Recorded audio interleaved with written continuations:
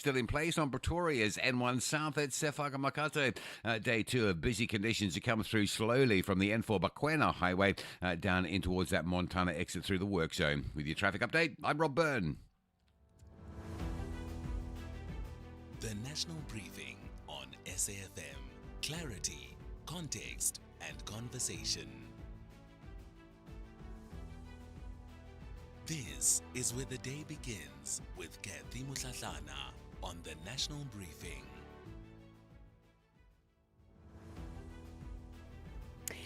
Good morning, good morning, good morning. You're listening to the National Briefing. My name is Cathy Mohlahlana, and I'll be with you until 9 o'clock. This morning on the show, we track three defining stories that are shaping South Africa right now.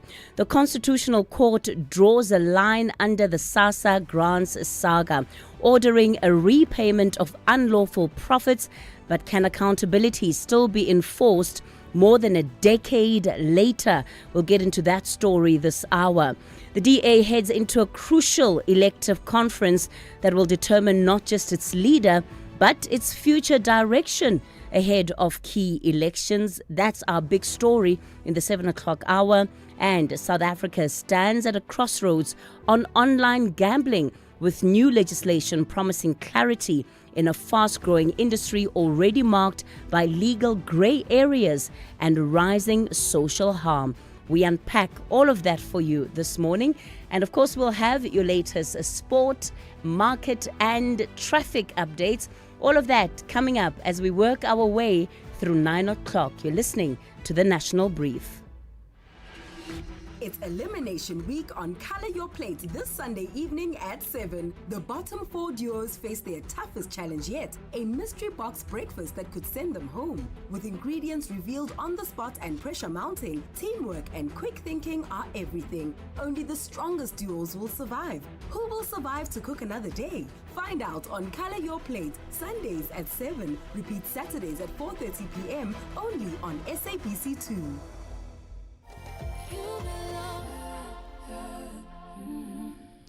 You may or may not know the difference between shares and bonds, but you do know a great insurance deal when you see one. Get a car insurance quote now, and if insurance can't save you money, ask for 500 Rand or 1,500 Rand if you've been claim-free with the same insurer for 3 years. Get savings or cash. SMS out to 30754. That's out to 30754. Outsurance, licensed insurer and FSP, T's, C's and information online. This is Cathy Mohlahlana on the National Briefing. It's 9 after 6 o'clock. A very warm welcome again to the show. Let's get into your front page focus for this morning. Let me give you a sense of what is happening on the front pages. I'll start with the front page of the Business Day. It says too little support for whistleblowers, and this particular story is dealing with the question of the protections that are in place for whistleblowers, but specifically zoning in on a draft bill that is seen as a step forward. However, there's no independent ombud and the scope is narrow. That's just some of the critique that's coming through from experts. So not going far enough in doing what it needs to do to protect whistleblowers, which we know have become increasingly under threat, especially as the fight against corruption strengthens in the country. Looking at the front page of The Citizen this morning, it's linked to what will be our big story in the 7 o'clock hour. And it's focusing on this weekend. The DA ready for liftoff, but it's a question that The Citizen is asking on its front page. Raring to conquer South Africa at the polls this year, frontrunner for DA leader Gordon Hill Lewis plans to make the DA the biggest party by wooing disillusioned ANC voters. But what do the surveys say? There's good and bad news. So the Citizen unpacking then the elective conference that is taking place of the DA this weekend.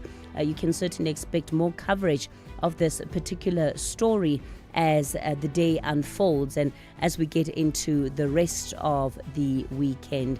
Taking a look at some of the regional publications, the Western Cape DA leaders gear up for elective conference and they push for more new blood, reads that particular headline.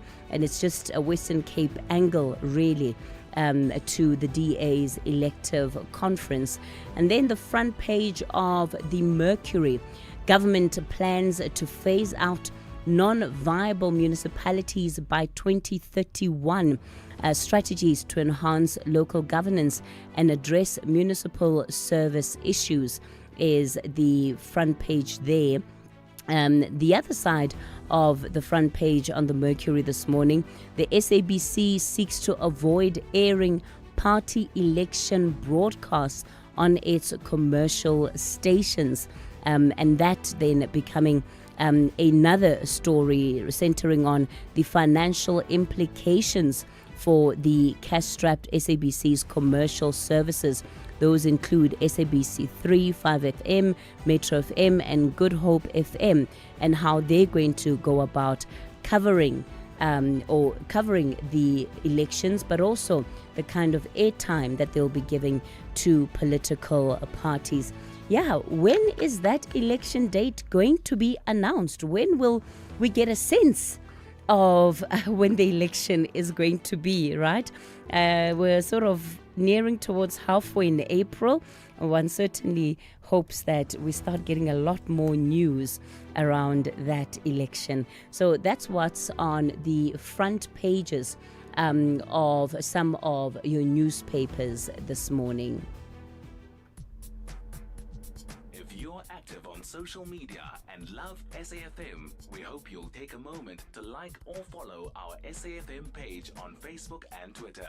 These are the best places to find all the guest information, conversations, and stories you love from your favorite presenters, along with regular updates from SABC News.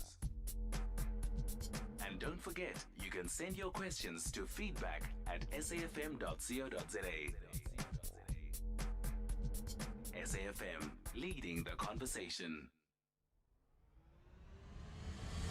The National Briefing on SAFM with Cathy Mohlahlana.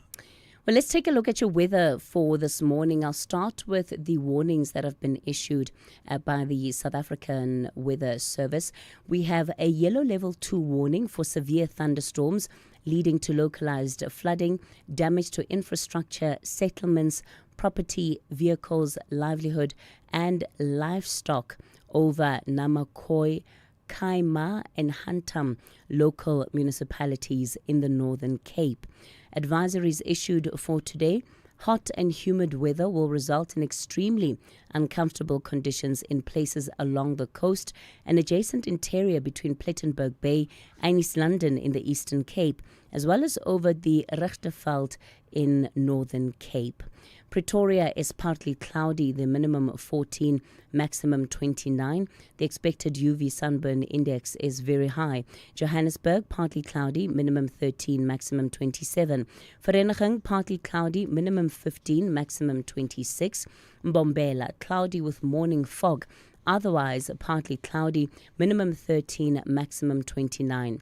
Polokwane, cloudy in the morning with fog patches. Otherwise, partly cloudy, minimum 13, maximum 28. Mahikeng, partly cloudy this morning, minimum 13, maximum 27. In Vryburg, it's partly cloudy, minimum 14, maximum 28. In Bloemfontein, it's also partly cloudy, minimum 14, maximum 26. In Kimberley, partly cloudy, minimum 14, maximum 26. Uppington, partly cloudy with isolated showers and thunder showers, minimum 18, maximum 32. In Cape Town, the weather's cloudy from the afternoon with isolated showers and thunder showers. The wind moderate northwesterly, becoming southeasterly from the afternoon, minimum 20, maximum 29. The expected UVB sunburn index is very high. In George, it's partly cloudy with isolated afternoon showers and thunder showers. Wind light northerly, becoming southwesterly from the afternoon.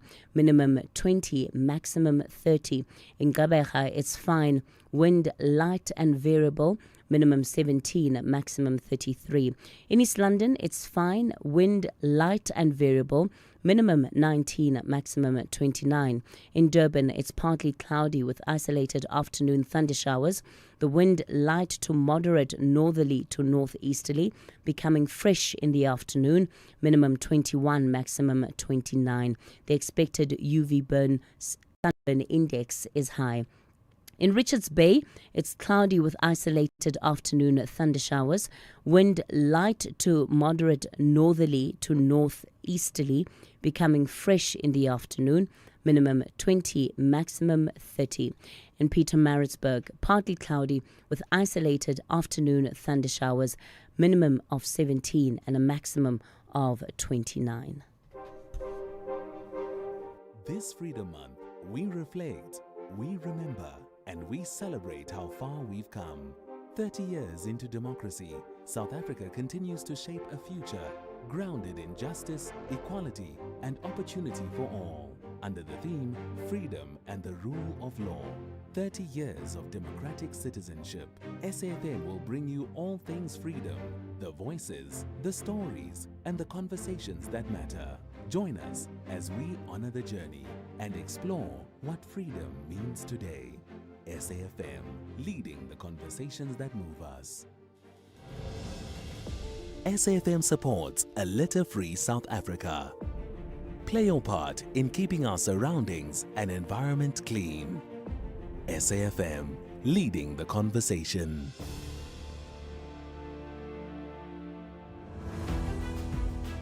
The Global Briefing on SAFM.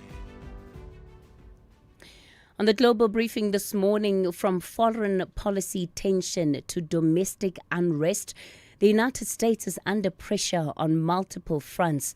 Protests over Iran, clashes over immigration, and a ceasefire that looks uncertain. Add to that, in the last 24 hours, the First Lady, Melania Trump's unexpected move to address the Epstein controversy, and the political temperature rising in what is a crucial election year. We're joined from New York by Dr. Dinesh Sharma, who's a Chief Research Officer at Steamworks Studio at Walden University in New York. Dr. Sharma, good morning to you. Thanks for your time this morning. Good morning. Thanks for having me. I appreciate it. There seem to be multiple fires for the President Donald Trump domestically. What do these simultaneous flashpoints tell us about the state of the U.S. right now? Well, among other things, it indicates deep divisions in the country, I would say. He definitely has a opposition that's now emboldened. But I would say, at the moment, the opposition is not as unified or a mass movement quite yet. Definitely, they have been able to get rid of the Attorney General, in the last week, Pam Bondi, that is, right? But the protests right now, I would say it's more issue based, specific. Related to the war, the ceasefire, the uncertainty about the economy, the inflation. But I wouldn't say it's quite a movement where, let's say, the anti-war protest or anything like that. Certainly, Americans, I would say, are divided against the overall Iran war. But the divide, I would say, has different sort of factions. There's a nationalistic bloc which supports his posture and deterrence, but the anti-war coalition is mobilizing. But the hawks, within the government that have been there since 1979, the stalemate that began with the Americans being taken hostage, for the last almost 50 years. That institutionally conservative, hawkish bloc is still there, and very much in support of the Iran war. Dr. Sharma, immigration seems to be one of the most combustible issues in US politics. And what we're seeing is these intense confrontations on the streets. Why does it continue to trigger this action? Yeah, I think immigration is a hotspot in the sense that it seems that the government obviously overreached in Minneapolis, where two citizens were shot, um, during protests, and of course, student protests in Los Angeles and some of the other campuses have been the hotspot.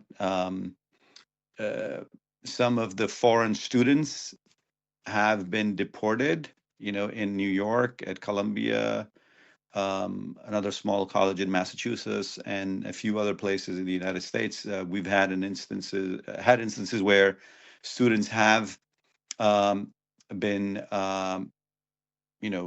picked up, literally, if you will, in broad daylight and at campuses, college campuses, and so the students feel unsafe. So that has mobilized, I would say, protest against the government, specifically on the issues of how the government has um, deported, disappeared, arrested, and then deported some specific, individuals who may have written opinions, in the local paper or college papers and what have you. So that has been an issue of tension for I would say the population in general. You've highlighted the fact that many of these protests are really issue based. Of course, from the outside looking in, it can very quickly seem like there's a lot that the US president is having to deal with, or multiple fires he's needing to put out domestically. But is that really the case? Yeah, definitely. I mean, I would say the economy, inflation, now gas prices, the perception that we're in a perpetual war. I mean, the president was elected to be an anti-war president. He openly campaigned as such. And then domestic unrest, in terms of immigration, student disappearances at campuses like Columbia University and elsewhere. So these issues are hot button issues, especially with the midterm coming up. Now almost 6 months away. So these are definitely issues that the Republicans are concerned about. And president's poll numbers, I was just looking at them, they're around mid to slightly, higher than midpoint in the 30s. According to the CNN poll, around 37%, economists 36%. The gas price is around, $4.11 per gallon, which is very high. And his handling of the economy is around 31%, which has been the lowest, right? So his overall approval rating is within a year of his serving in the second term. His second term is pretty much underwater at this point. He hasn't gotten, according to the CNN and Gallup and other polls, he hasn't gotten any kind of a bump from the war. Usually, there's a rally around the flag effect from the war, which is not manifest at this point. He's in fact lost about 3-4 points in recent polls. So his numbers are, clearly underwater, and it's unclear what will happen to the ceasefire, as we move forward in the next 2 weeks. His numbers might be showing signs of decline, but would you say overall the Republicans are entering this cycle of midterm elections from a position of strength? Well, the advantage, I would say, if the election is about disorder, law and order issues, right, and the issues of immigration and the border, um, if it's a referendum on that, he still has a bit of an advantage, although I would say it's slipping. But if the election is about the war and the escalation of the war, and if it heats up again, then I think Republicans would be cautious and very careful. So I wouldn't say there is kind of a uniform opposition to the war. The conservatives who've been in support of going into Iran in a kinetic war have been there for a long time. And in many ways, Trump's ardent supporters, the MAGA supporters, are disappointed at the fact that the president has been led by the war hawks in the Defense Department or in his own government to take these actions. So some of his supporters are deeply, deeply disappointed. Of course, the anti-war movement, the liberal movement, is very disappointed at what's going on, and the killing of innocent civilians, the bombing of schools, on top of what's happened in Palestine and Gaza. Are issues of deep, deep concern in the midterm, and might turn the tide in favor of the Democrats, certainly in the House, maybe even in the Senate. Dr. Sharma, as we wrap this conversation up, I want us to quickly look at the briefing given by the First Lady, Melania Trump, publicly addressing Jeffrey Epstein and some of the matters there. And she's distanced herself from knowledge of him and called for congressional hearings. It seems to have taken a lot of people aback because there doesn't seem to be a particular context from which she specifically is making that statement.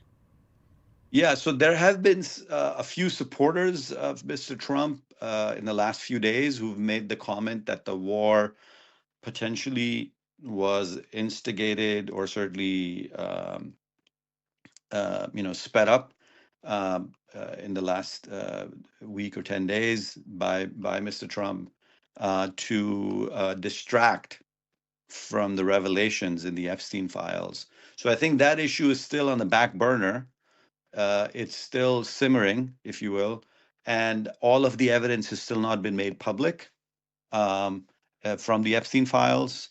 And remember, the Attorney General who just left, Pam Bondi, was the person who had vacillated on that issue in terms of releasing the files or not releasing the files. So I would say that issue is still a latent issue, a burning issue that that the Trump administration is dealing with. So I think the release of this statement speaks to that issue. In terms of the war, the president wanted a Nobel Peace Prize and petitioned for it.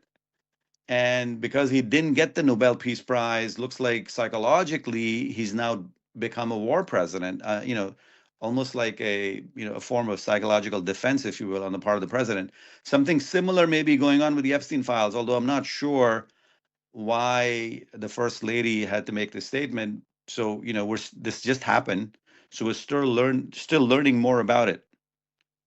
Yeah, I guess we're all watching keenly then to see what happens in the next couple of days, because there certainly is a sense that that was preempting, that statement is preempting something more that could be released related to the Epstein files. Dr. Dinesh Sharma joining us from the Steamworks studio at Walden University in New York. All right, you're listening to the National Brief.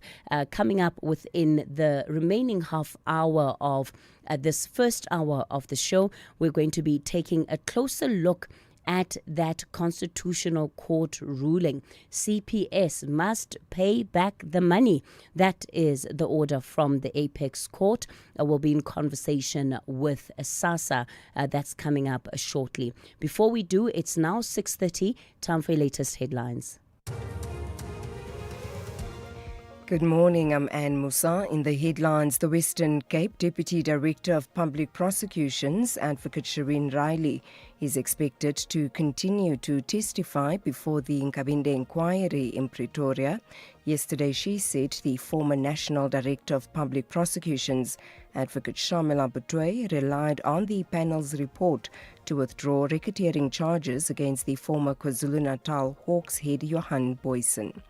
The Matlanga Commission of Inquiry is expected to conclude the week with a new witness who will testify on alleged corruption in the city of Tshwane. Allegations of corruption related to a multi-million rand tender have been brought against the city. And the Social Development Minister, Sisi Tolashe, says she's waiting for Parliament and the ANC to approach her on her alleged failure to disclose donations. She's accused of giving her children to Chinese cars donated to the ANC Women's League. I'll have details on these and other stories at 7. SAFM, guiding you through the rush hour traffic. Let's get you update with the latest going on Joburg section of the N3 going north. You've got the lane restrictions with those delineators out at Heldene. So already from Elands interchange up past Cement Factory towards Bedfordshire, that section of the N3 heavy. And then it gets even heavier once you get the other side of Galulis from Linksfield Road all the way out passing Alex on your way to Marlborough Drive. It's a crash before Marlborough Drive and some overnight roadworks which are still in place as well. So that's really heavy. That run from Edenvale through Limborough Park, absolutely dreadful this morning.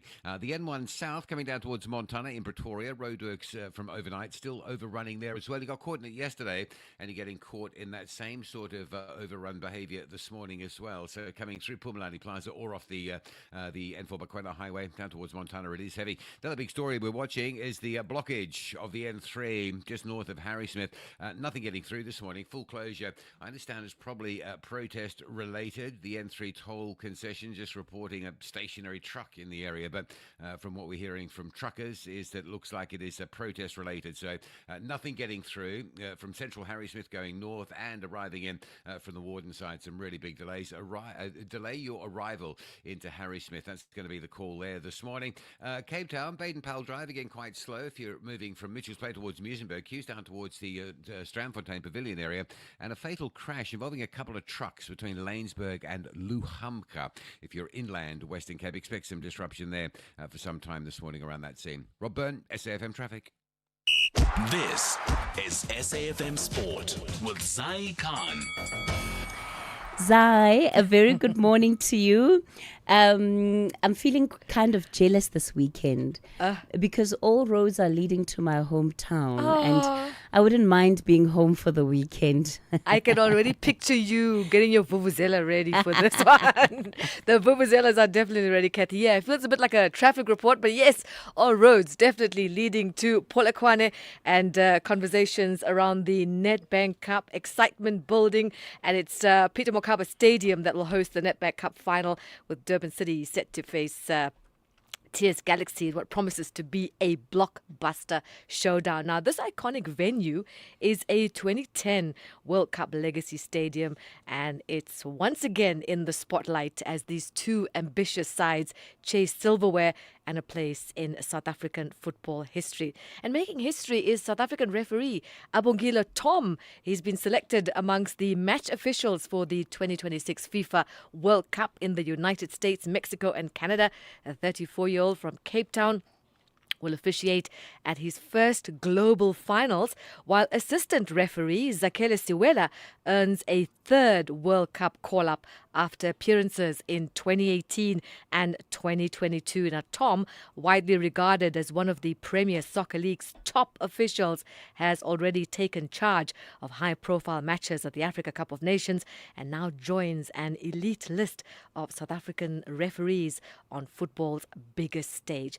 And we also got the biggest stage with regards to the Confederation of African Football, where the president, South Africa's Patrice Motsepe, says the organization has zero tolerance for corruption and is willing to cooperate with any African government that wants to investigate it.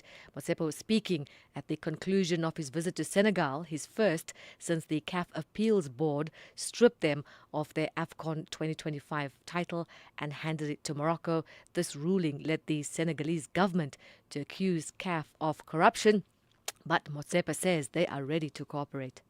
It's important that the message I give and the message that CAF gives to the football leadership of Senegal, to the government of Senegal, to the president, and to the people of Senegal is that there's a deep commitment, but also a deep love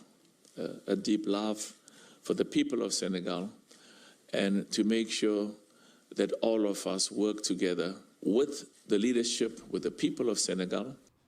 On to golf, Rory McIlroy and Sam Burns share the lead at that 5 under par after the opening round of the Masters at Augusta National. Defending champion McIlroy carded a superb 67, with Burns matching that score to sit alongside him at the top of the leaderboard. World number one Scottie Scheffler and Justin Rose are among a group just 3 shots back. And finally, boxing, Tyson Fury and Anthony Joshua could finally meet in a long-awaited heavyweight showdown in September. Talks are underway to stage the bout at Croke Park, which holds around 80,000 fans. Now, the fight will depend on Fury winning his comeback bout this weekend, while Joshua continues to recover after injury. That's your sport. We'll be back in the boxing ring at the top of the hour. For the National Brief, I'm Zaikan. The Market Brief with Ndauleng Lechela on SAFM. Good morning, Ndauleng. Today we're watching inflation in China. It's risen in March. Happy Friday, Cathy. Now, the global economy is beginning to feel the inflationary impact of high oil prices, with China's March data offering an early signal. Now, producer prices rose 0.5% year on year, which on the surface appears modest. However, this gain is more meaningful in the context of China's prolonged period of weak domestic demand, which has kept producer prices under sustained deflationary pressure.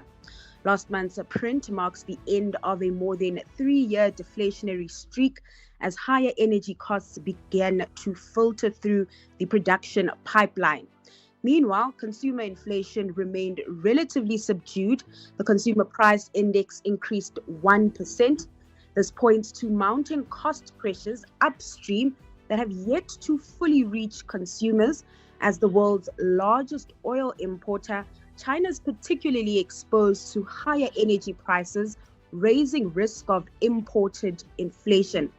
For now, it appears producers are absorbing much of the pressure, but that dynamic may not hold. If elevated input costs persist, they are likely to filter through more meaningfully to consumers over time, creating a more challenging mix of rising inflation and softer growth. And the Fed leadership delay is rattling market as the hearing for a new chair is pushed back. Why?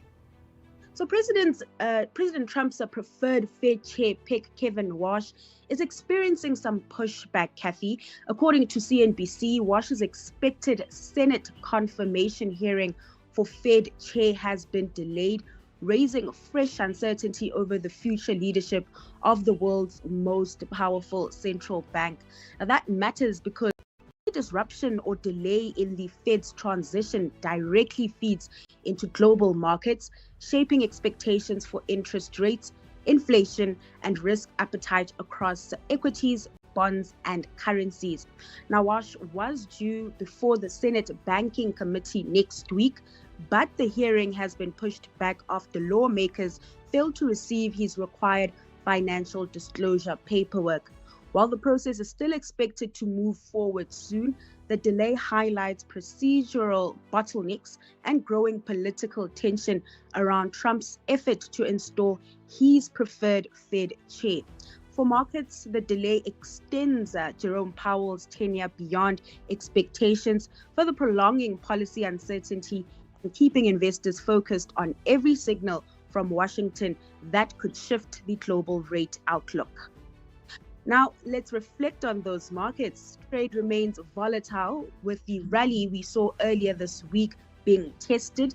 Stateside, markets closed in the green overnight, but the gains subdued, with the S&P 500 only up 0.6%. The mood different back home, with stocks ending yesterday's session in the red, financials taking the biggest hit. South Africa's most valuable bank by market cap, First Rand, losing over 3.5%, and that leading to a 1.1% decline in the all share. Taking a look at currency markets, the Rand holding steady this morning at 16.41 to the dollar, back above 22 to the pound, and 19.19 to the euro. Now, not much change in oil markets ahead of those US-Iran talks, with crude trading just above $96 a barrel. Then lastly, in Asia, stocks rebounding this morning and back in positive territory. Traders there digesting the latest Chinese inflation print. Africa in Focus with Advocate Sipho Mantula on SAFM. All right, from the markets to the continent. Advocate Mantula, good morning to you. Refreshing morning news is Cathy and Jumbo Africa to the listeners. So we're seeing elections on the continent for this month. On Sunday, it's Benin's turn. Indeed, Benin decided 2026 is Cathy, and here what we are looking at is the former finance minister for a decade, Romualdo Wadagani, age 49, who's been seen as a successor to President Talon. This election comes at the back foot of 4 months ago when there was an attempted coup. But we see also a minister of arts and culture trying to be an ally to this election, Paul Hunkepe. But others are saying he's just a field moderate who will not make it to these elections. ECOWAS have sent the former president of Ghana as the head of the observer mission. AU, I see they've sent the Burundian former president Sylvester Ntebantunganya, who has arrived in Porto Novo, Continua, this week. Now, these elections are key, even if we know that I've said yesterday it is Djibouti today, Sunday it is Benin Decide 2026. Let's get into some of the developments around different countries. Advocate, I'll start with the Gambia, and then you can run with Tanzania and Gabon from there. When you look at the Gambia, Gambia appoints a special prosecutor for Yahya Jammeh era crimes that happened between 1994 and 2017. Here we are talking about 250 people who were killed. Now they have appointed a British lawyer, Martin Hackett, to be the one who will be looking at these crimes that happen in the Gambia. The same British lawyer, they say his background includes war crimes, genocide, counter-terrorism matters. It is interesting to look because this is almost 2 years since the Gambian parliament passed a legislation to set up the special prosecutor's office. Now, Hackett will be the one handling those cases. He has been given a task annually, reports to parliament. How far has he dealt with those cases? It's almost 90 suspects and the former President Yahya Jammeh, who's also in exile. Looking at Tanzania's case, we have been talking about it this week, the issue of the impact of the conflict between the US, Israel, and Iran. The fuel cost. Samia Sulu has a bloated motorcade, 30 cars. Now all those guys will have to get into a bus. That's what the government of Tanzania have said to now deal with this cut down of luxury cars following the president every time where he is going. Madagascar, he has done it also this week, the state of emergency. South Africa have cut the fuel levy also. Ethiopia introducing the rationing also of the fuel. We spoke about Senegal banning foreign trips for government ministers, still on the fuel cost. As we now conclude Gabon's case, the role of parents is very important. I call it digital security space. Now, children under 16 years in Gabon, Libreville, are not allowed to use or access social networks. We know all those platforms, TikTok, Facebook, YouTube, all those. And the government of Gabon are saying we are doing this to can protect the young people from the scourges of cyberbullying, inappropriate content, and many other threats and harmful practices. I'm working on one article on it to sit with one colleague at UNISA on how to look at cyber democracy, digital security for young people in South Africa. Also, I think it's a very important aspect. It's not only Gabon, actually. Australia also last year did the same issue of what they call rigorous internet governance, how you manage the internet traffic of young people under the age of 16.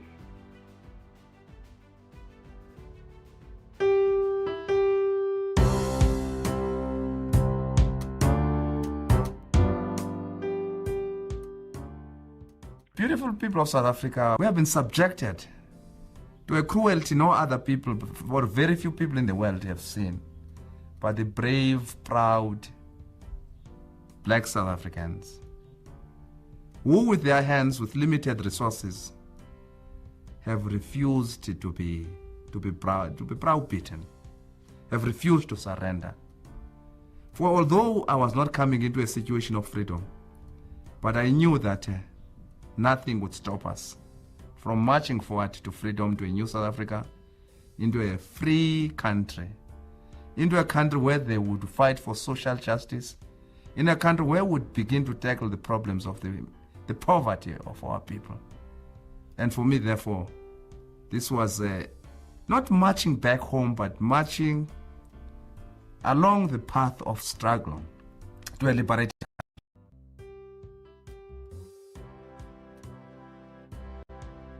That was the voice of Chris Mohlahlana, who was shot and killed on this day almost 33 years ago. Don Laka at the background saying Hambaga Kondo. Cathy, we know this matter went to the TRC in terms of those who were found to be the triggers of killing Thembisile Chrisani, Janus Walus, Clive Debbie Lewis.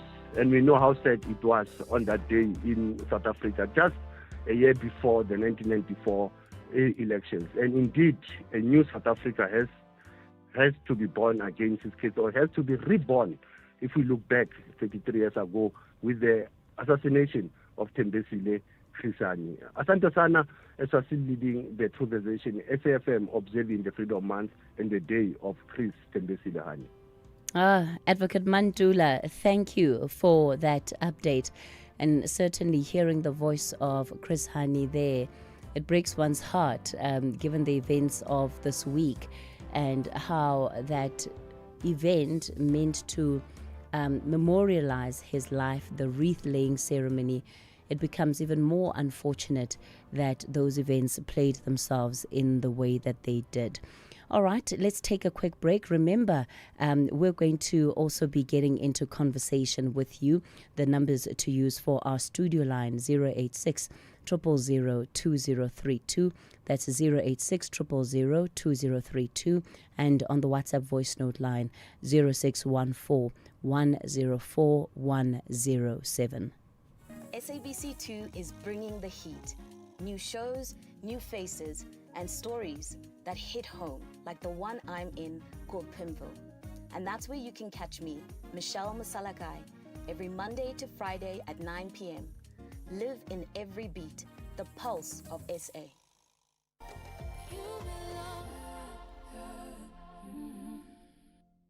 Investing shouldn't feel risky. It should give you security and good returns. Earn up to 7.25% interest per annum with an ABSA Cash Invest Tracker for an investment of 100,000 rands or more. Your capital is guaranteed with immediate access to your funds. That's minimum risk, maximum benefit. ABSA Private Banking customers can invest from just R1. Open via the ABSA Banking app, a branch, a private banker, or 0860 111 515. Your story matters. ABSA is an authorized financial services provider. T's and C's apply.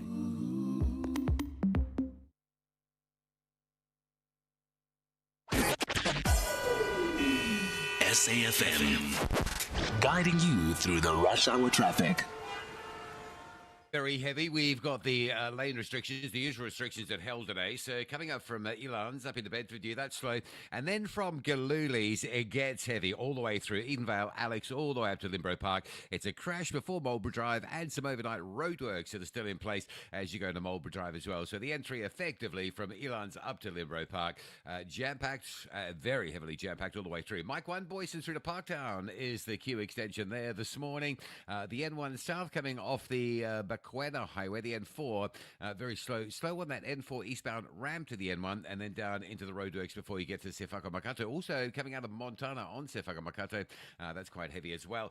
Truck blockade events just north of Harry Smith, no change there, complete closure both directions. There's absolutely no point in setting out through towards Harry Smith at this stage. You're not going to get through, and it's just a major backlog in both directions, particularly on the northbound side. But southbound also disrupted as well. Cape Town this morning looking fairly slow on the N2 inbound from the Robert Sobukwe exit just after the airport is jammed all the way through to Mowbray Main Road. And if you come out of Cowes River, Strand Road coming off Van Riebeek through Stickland, there's a different traffic pattern there. That's quite sluggish on your way through to Belleville, and a fatal crash between Luchamka and Lanesburg this morning. If you're driving to or from Beaufort West area, just expect some delays around that scene. It is fatal, 2 trucks and a car involved. With your traffic update, I'm Rob Byrne. The National Briefing on SAFM with Cathy Mohlahlana. Well, let's get into our first word interview for the morning, and it centers on the Constitutional Court ruling yesterday. CPS must pay back the money. That is what the Constitutional Court has ordered. And the question that I'd like to put to you is whether companies that benefit from unlawful state contracts should be banned permanently from doing business with government. Should we be banning companies that benefit from unlawful state contracts from permanently doing business with government? And it's in the wake of this Constitutional Court ruling that has drawn a firm line under one of South Africa's longest running public contract battles. Cash Paymaster Services has now been ordered to repay more than 81 million rand in unlawful profits from the Sassa grants contract.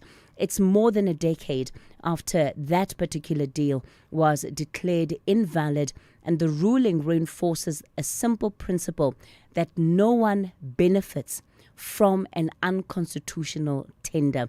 But CPS is now in liquidation, and there remain questions about whether that money will ever be fully recovered. Baseka Letsatsi is the Sassa spokesperson, joins us on the line. Baseka, good morning to you. Thank you for your time. This ruling is being framed as a victory for accountability, but with CPS in liquidation and limited assets, how confident are you that Sassa and I guess the public more broadly will actually recover this full 81 million rand? Good morning, Cathy, and thanks for having me. Yes, indeed, the Constitutional Court has made a decision that the CPS need to pay back the 81 million to Sassa. All what we need to do as an organization is basically engage with the administrator, because like you are quite right, they are under liquidation. We would not want Cathy to preempt whether CPS would be able to pay back the money or not. All what we have to do as an organization is to make sure that the outcome of the Concord is implemented. So where we are now as an organization, we are going to engage the administrator with the outcome of the Concord to make sure that the 81 million would be paid back to the organization. We don't want, like I said, we don't want to entertain the fact that whether they have money or not, but we need to make sure that the implementation of the decision of the court is carried out. There is an important distinction that the court has made, and it's around the fact that even though the contract's unlawfulness involved Sassa, CPS could still not benefit or make profit from that. There's a certain level of responsibility that Sassa also needs to take for the shortcomings contained in that contract. And I wonder what that looks like today. Baseka, 12 years after this matter was first brought before the court. Yeah, no, you're quite right. I think what we have learned, Cathy, it's basically what you raised earlier on. But we think it has helped for a 12-year to make sure that the systems of the organization are strengthened to make sure that people do not necessarily benefit unlawfully on any contract which they have with the organization. And I can assure you now, through our finance system and all other avenues or all other systems, we have made sure that even if an organization is allowed to have a contract or an arrangement with the organization, systems are put in place so that they do not necessarily maneuver and try to get what is not due to them. So I think, like you are saying, it has been 12 years, and our systems are such that they are able to pick up such things from happening. Just maybe a bit more detail, Paseka. Tell us some maybe two key things that you've been able to change institutionally to prevent this kind of failure in procurement and oversight again, because you're speaking quite broadly. But two key things very briefly. The first one, Cathy, is to make sure that there's a proper reconciliation. When invoices are presented, we are able to make sure that there is a balance and checks. But secondly, you would have to have the paymaster who's able to make sure that they take responsibility in terms of processing what the contractor is presenting to us, so that we're able to know that indeed this is part of the implementation of the contract. Thirdly, our legal unit has made sure that in terms of the contract, when the contract is signed between the organization and the CPS or any other organization that is making business with us, we are able to make sure that it's implemented to the latter. Each and every word is able to be implemented, and there's a proper monitoring when the payment is made from the payment section. So those things are able to help us to make sure that nobody uses any avenue to siphon money or to get money illegally from the organization. I'm going to end off with the question that I've put to our listeners this morning. Do you believe that companies that benefit from unlawful state contracts should be banned permanently from doing business with the state? And in this instance, the example, of course, would be a company like Cash Paymaster Services in the context of Sassa as an organization. There's a policy in place, Cathy, which is very clear in terms of organizations which some of them have contracts, they get benefit and are unable to implement. There's a policy directive which all government departments have to implement. So it's not about the personal view of Paseka Letsatsi, but what does the policy says, and the policy is very clear in terms of organizations which do not necessarily perform with regard to their obligation. All right, Paseka Letsatsi, the Sassa spokesperson, will leave it there for this morning. I guess then one has to all the time has to wonder, is justice fully served here if CPS never has the opportunity to pay back that money? Not because the court hasn't ruled that, but because, as you have heard, the company is under liquidation and could well have very serious challenges in putting up that 81 million rand. Coming up in the second hour of the show, it's a big weekend for the Democratic Alliance. We'll unpack that elective conference that is taking place as our big story. For now, it's 7 o'clock. Here are your latest news updates. Outsurance is in the business of saving you money on your car insurance premium. If they can't, ask for 500 Rand. SMS out to 30754. That's out to 30754.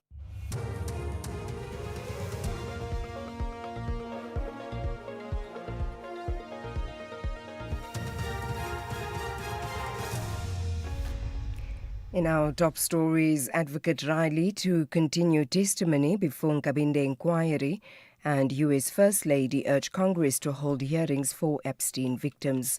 Good morning. The Western Cape Deputy Director of Public Prosecutions, Advocate Shireen Riley, is expected to continue to testify before the Nkabinde inquiry in Pretoria.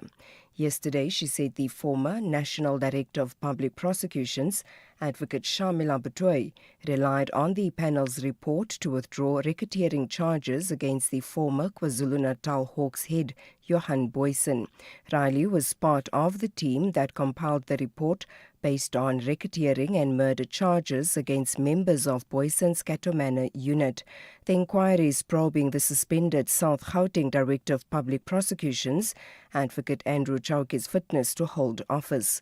This is what transpired between Riley and the inquiry's chairperson, Bess Nkabinde. Madam, and any reader who would have come across your report and read that report would not have been apprised of the true reflection of the evidence in the dockets, because this was just a cryptic summary of the evidence in the dockets. Am I correct? In the dockets, we had to analyze to get to whether the authorizations were validly granted. And I agree that we did not, whoever's going to read it is not going to find a blow-by-blow account of each and every docket or the evidence in that docket.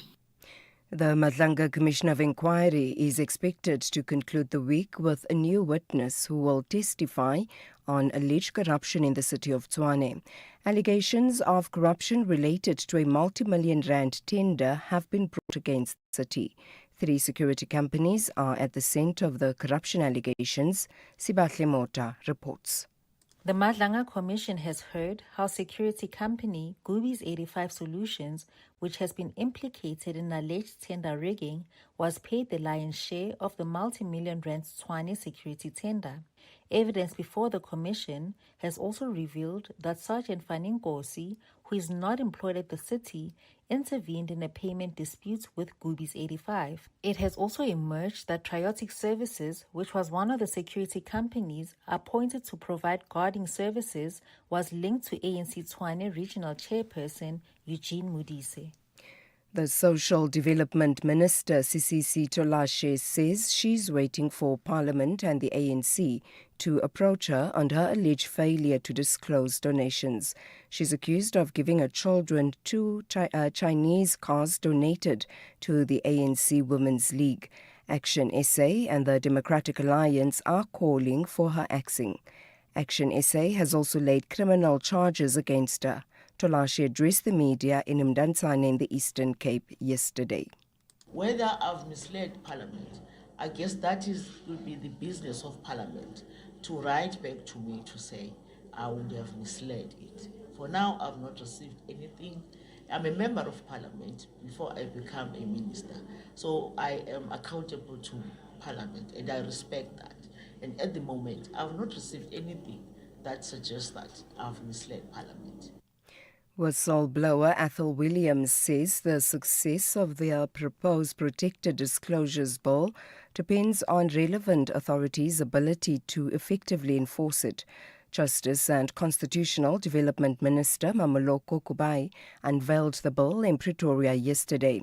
She described it as a strong and comprehensive framework which addressed previous legislative shortcomings. Williams says he's sceptical of achieving the intended results of the proposed bill because government lacks the will to fight corruption. I've therefore got very little confidence that this bill will translate into action ultimately that will protect whistleblowers and protect us against corruption. Why do I say that? It's based on what we've observed. The government is making a promise to whistleblowers saying, come forward, risk your life, risk your well-being, and we will put in place all these things for you and you'll be okay. Now, let's look back over the last few years and ask, has the government ever done anything to give any whistleblower comfort that they'll be looked after? And the answer is simple, easy, no. And finally, survivors of the late sex offender Jeffrey Epstein have accused the U.S. First Lady Melania Trump of seeking to create distance between herself and the disgraced financier. The First Lady says she had never been friends with Epstein and had no knowledge of the abuses he had been perpetrating. She also called on Congress to give the survivors a public hearing. Shawan Bryce Peace reports.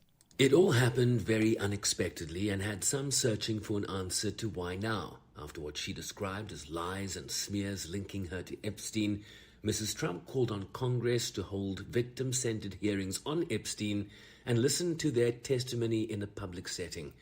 In pointed language, the First Lady said Epstein was not alone and that several prominent male executives resigned from their powerful positions when the matter became politicized. She urged a transparent process to uncover the truth. Meanwhile, the Daily Beast also reported that it had recordings of Epstein bragging about his close relationship with the President and the First Lady. Recapping the top story, the Western Cape Deputy Director of Public Prosecutions, Advocate Shireen Riley, is expected to continue to testify before the Nkabinde inquiry.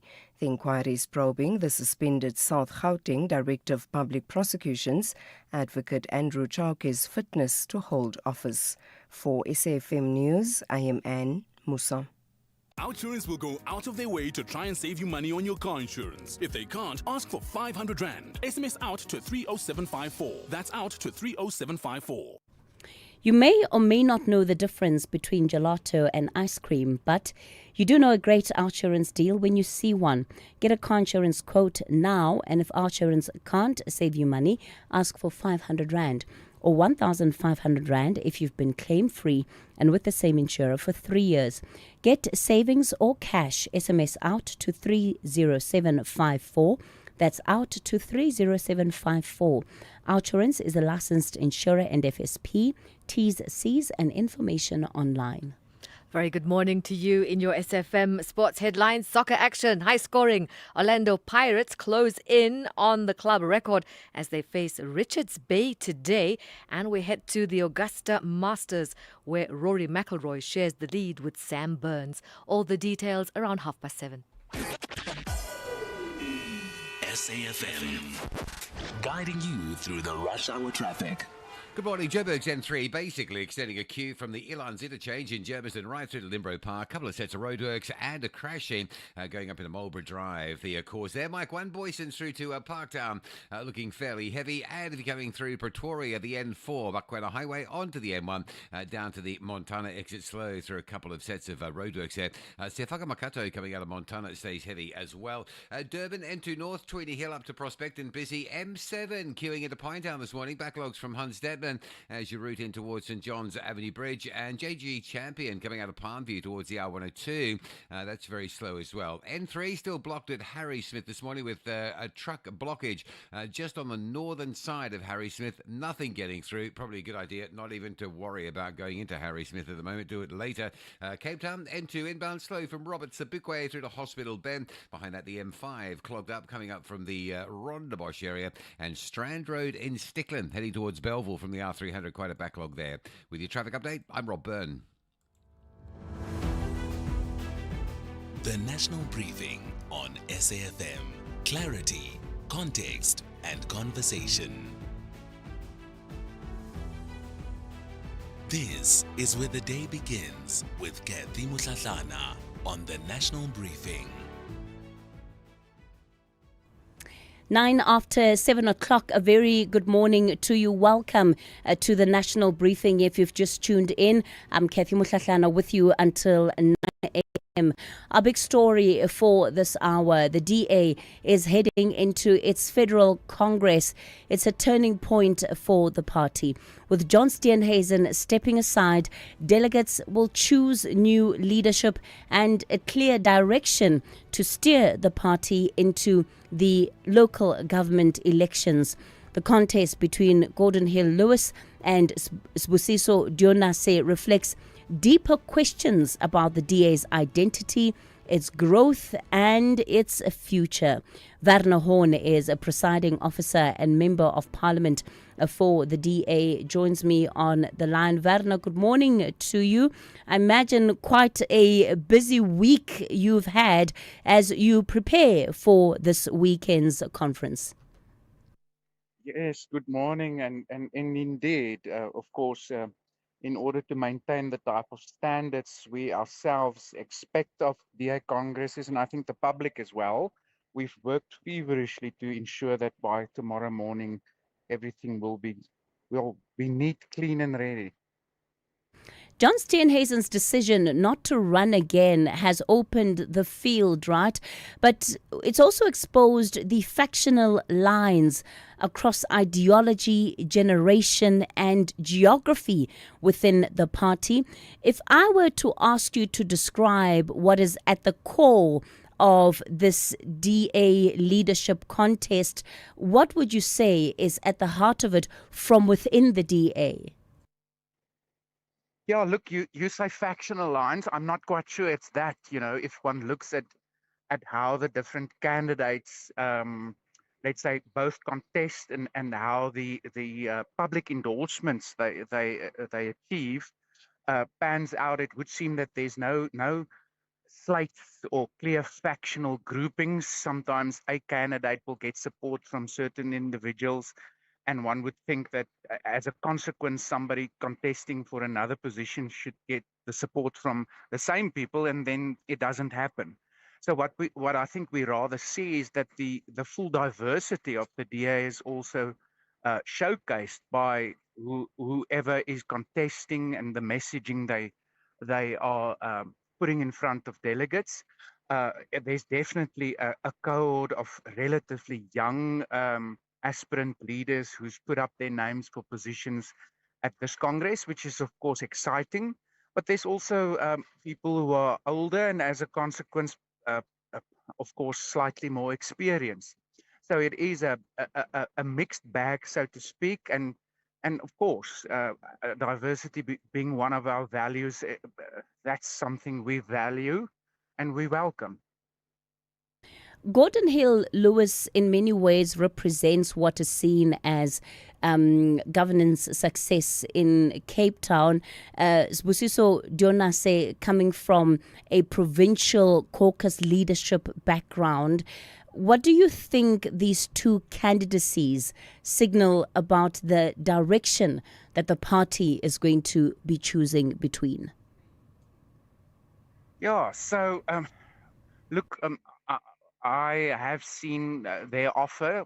They present internally. Earlier this week, we've had an internal candidate debate. And it's quite clear that in the run up to a local government election, both of theirs immediate focuses are to ensure that we position ourselves to achieve hopefully majorities in more municipalities than ever, and to get things working in those municipalities where we govern.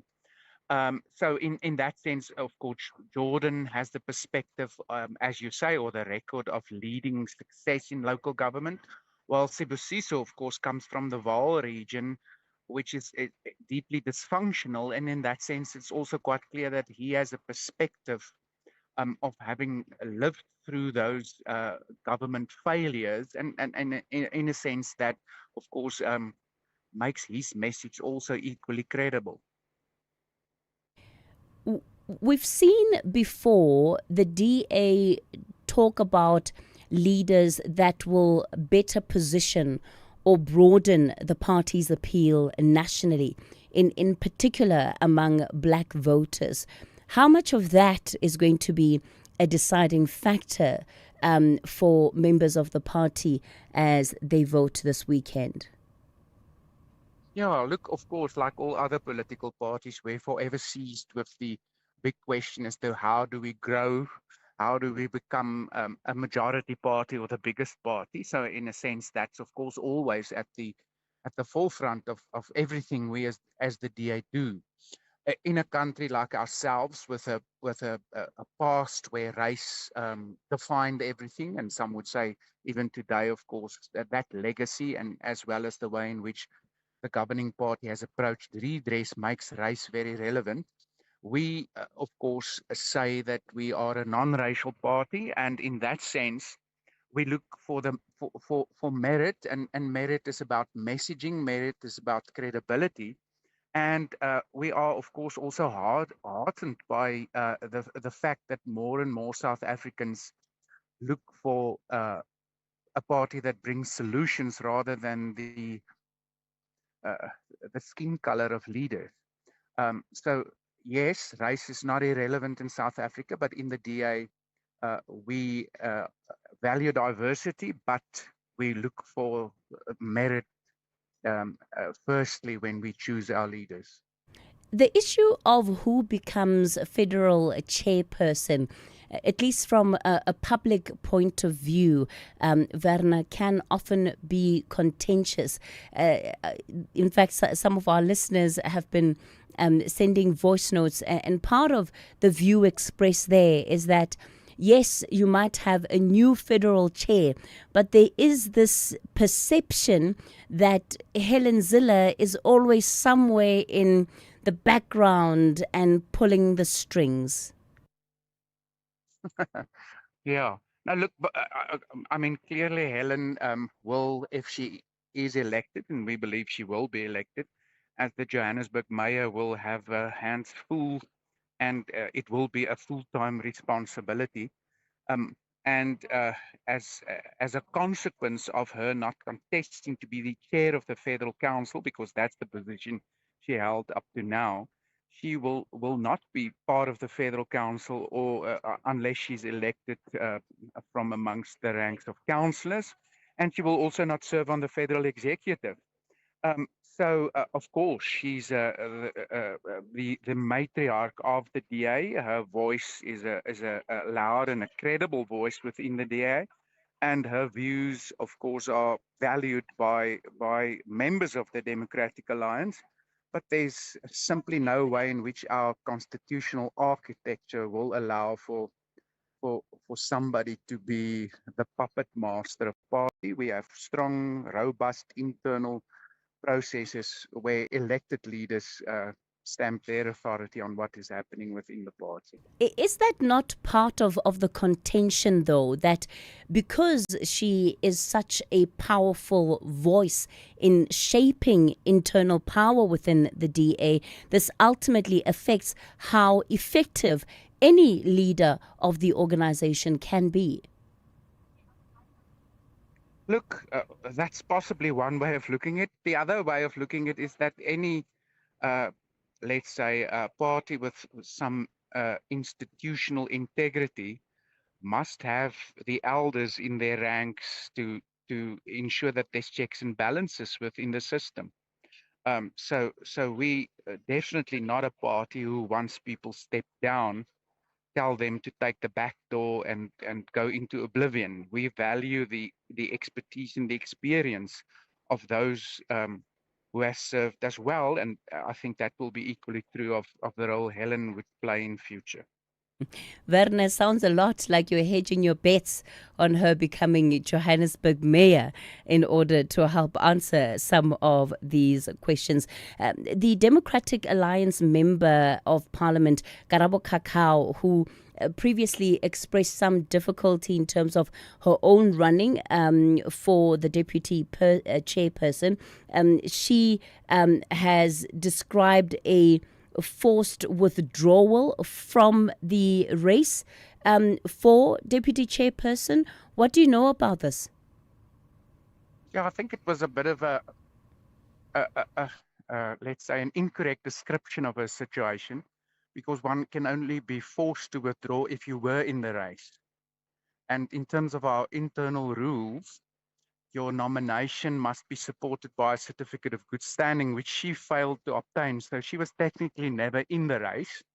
The fact that she announced that she was contesting, and that it brought her some public discomfort when she had to announce that she would not be contesting, is maybe a lesson hopefully she and others would have learned to in future not announce that they're part of a race when they've not been accredited.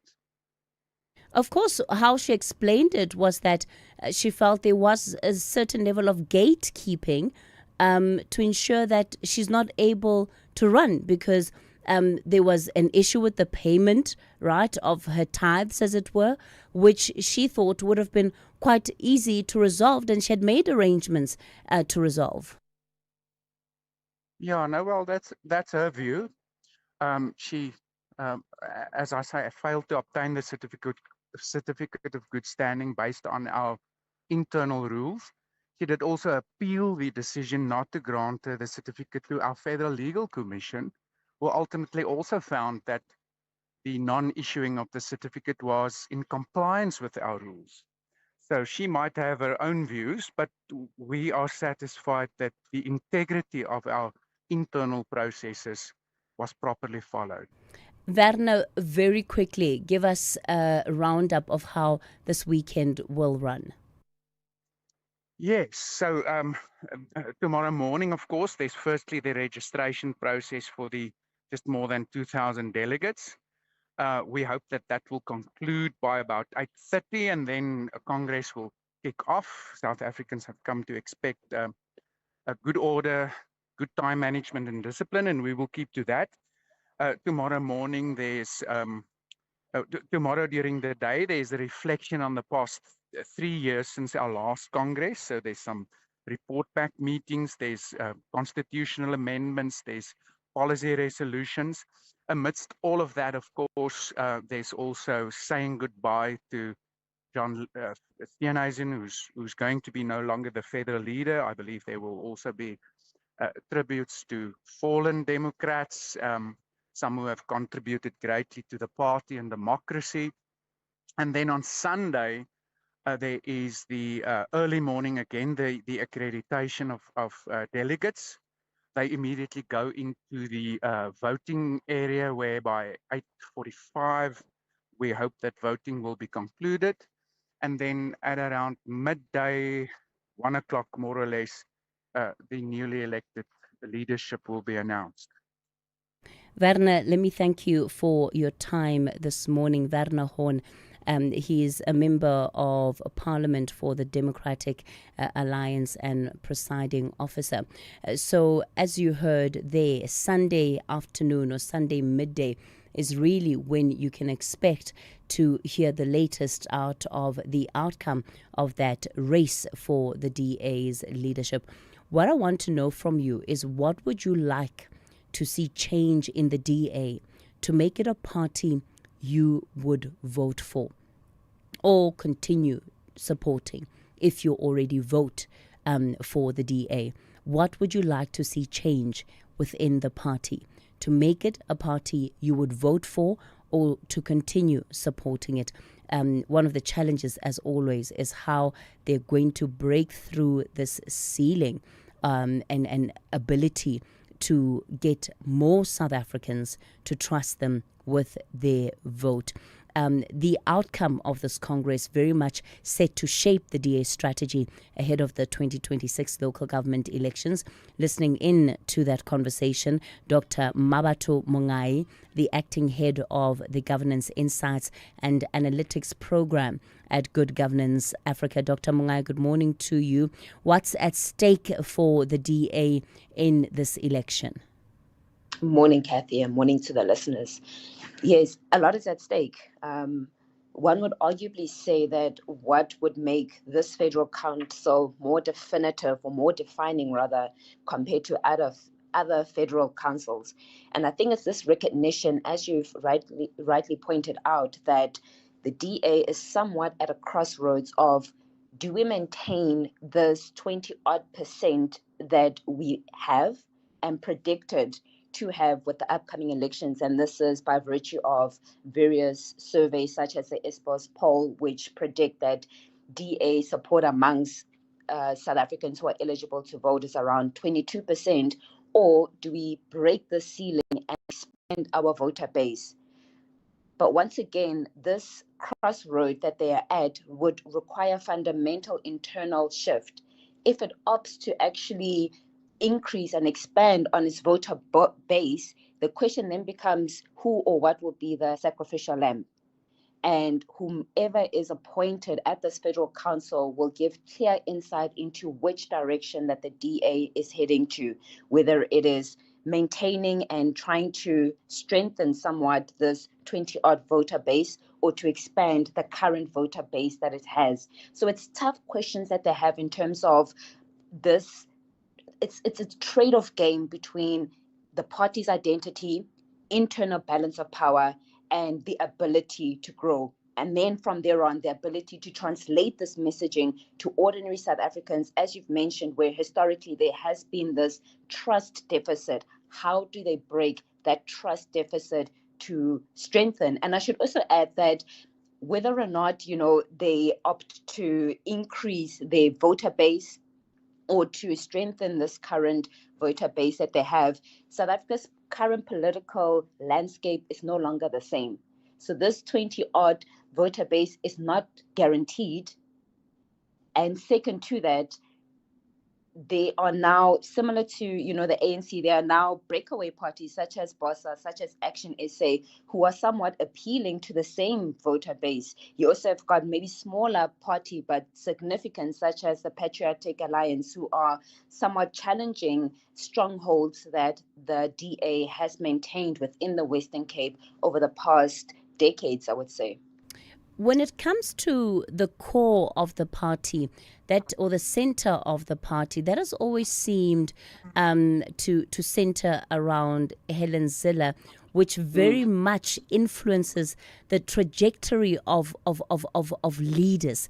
To what extent do you think that is going to continue to be the case? Because again, perception matters, and unfortunately, there is this perception that leaders are dispensable, and their success or failure rises and falls on the direction of and the full support of Helen Zille. 100%.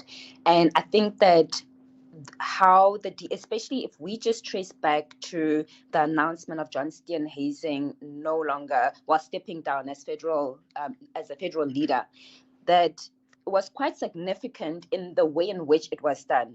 And tying this to the question that you are asking, how I see it is, it's a recognition that there needs to be a fundamental change. Now, the stepping down also of Helen Zille as the chairperson, and then coupled with that, the introduction of new faces. I mean, when you see the various candidates, it's new faces that we're not so or as familiar with. In addition to that, so young. I mean, both Jordan Lewis Hill as well as Sibusiso Dunyase they're both under 40. And what this signals is this generational shift that is being introduced. And you almost get the sense that they're looking beyond these local elections, that they're looking and preparing for the 2029 elections. They're somewhat passing the baton to the next leadership.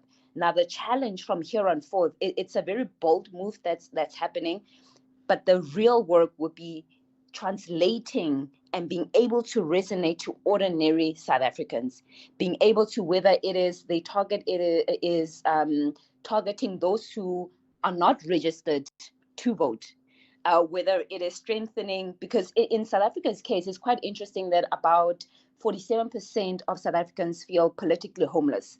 So voter partisanship has been on a continuous decline.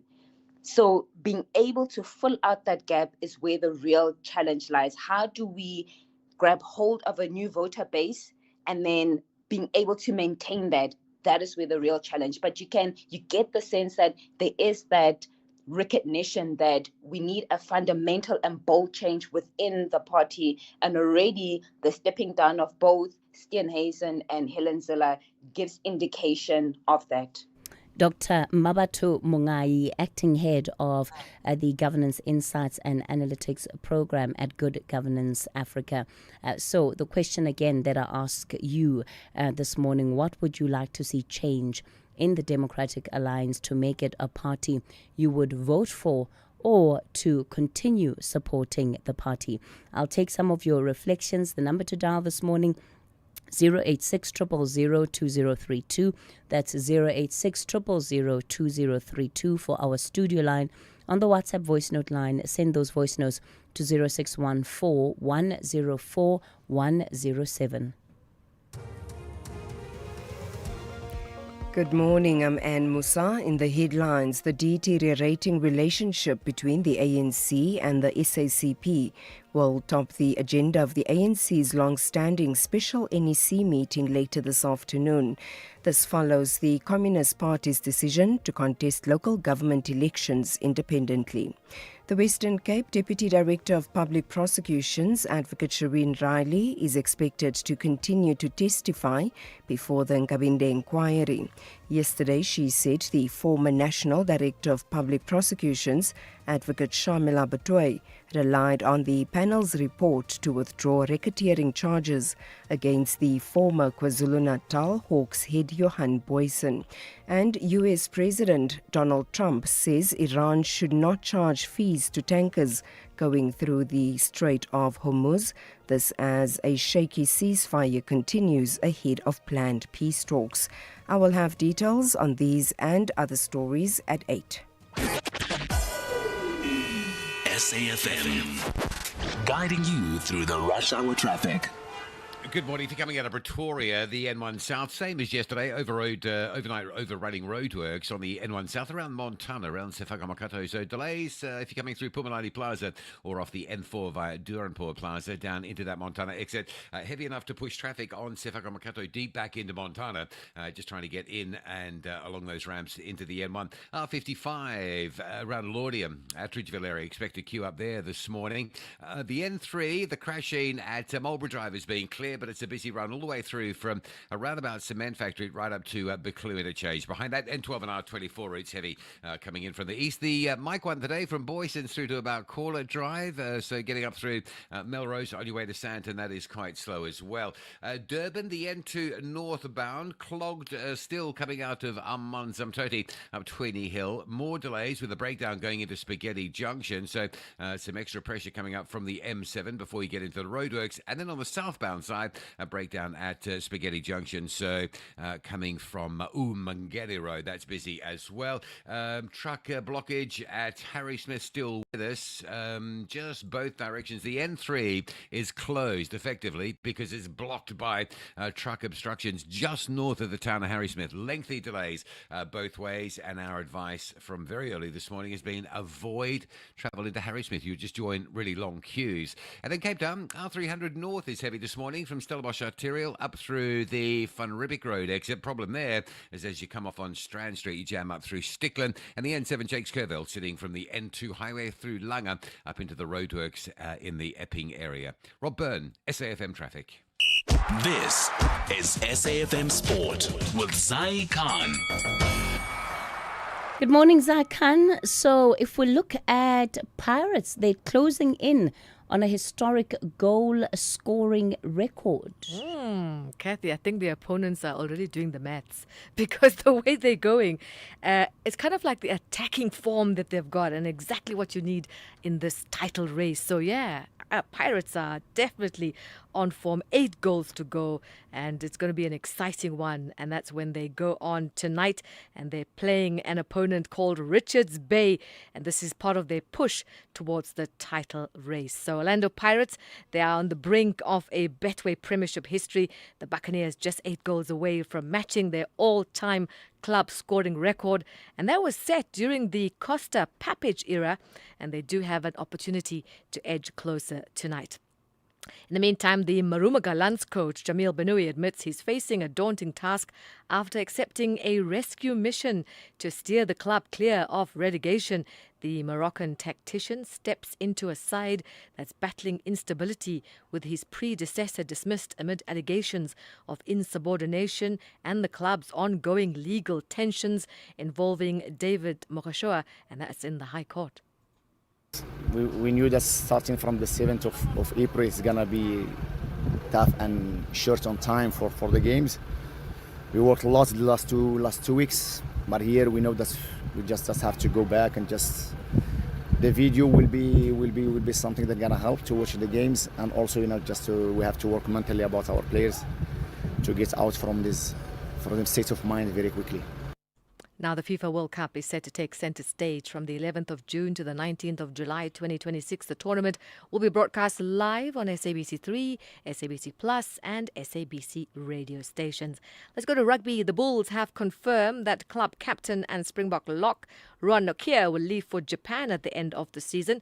Nokia, who debuted in 2018 and became a Springbok in 2022, is the third Bok to depart Loftus Versfeld, and this is after Kurtley Arendse and Wilke Low, while David Kriel also announced a move to La Rochelle. Let's go to other news and we'll bring you the story of the Lucknow Super Giants. They've unearthed a new star in 21-year-old Mukul Chowdhury, who smashed 54 of 27 balls to lead his side with a thrilling 3-wicket victory over the Kolkata Knight Riders at Eden Gardens.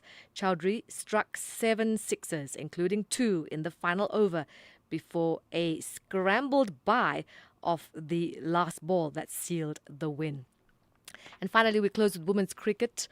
Laura Cardoso has made history by becoming the first player to take 9 wickets in a T20 international. The 21-year-old achieved the remarkable feat for Brazil against Lesotho, finishing with figures of 9 for 4 as Lesotho were bowled out for just 13 runs. The performance sets a new world record, and that's in the format, surpassing previous bests in both men's and women's T20 cricket.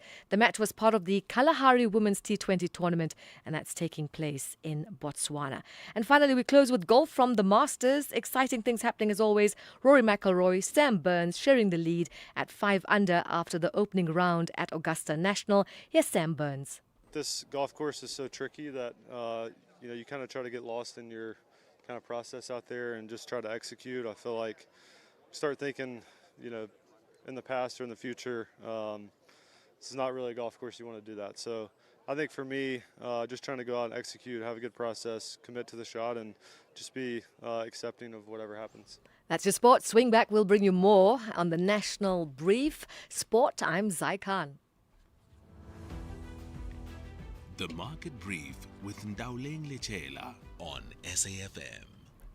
Ndauleng, manufacturing production has declined for a 4th consecutive month in February. It's pointing to another weak contribution to GDP. You're absolutely right there, Cathy, with production slipping 2.8% year on year and extending the sector's run of weakness to a 4th consecutive month. Now, the drop was driven by a fall in the food and beverages category, with additional pressure from declines in wood, paper, metals, and machinery. 7 out of 10 categories contracted, pointing to a broad-based slowdown across key industrial segments. Now, this persistent weakness suggests the sector has had a poor start to the year, setting it up to be a drag on first quarter GDP figures. Given manufacturing's meaningful contribution to overall output, continued contractions are likely to weigh on headline growth, much like the sector did in late 2025. Looking ahead, prospects remain subdued, while February's data reflects mostly domestic and sector-specific pressures. Rising global risks, including ongoing elevated oil prices, are expected to add further strain. With confidence already fragile, these external headwinds could keep manufacturing under pressure in the coming months. Ndauleng, the National Credit Regulator has moved to overhaul credit life insurance pricing. The concern there is that consumers are paying too much.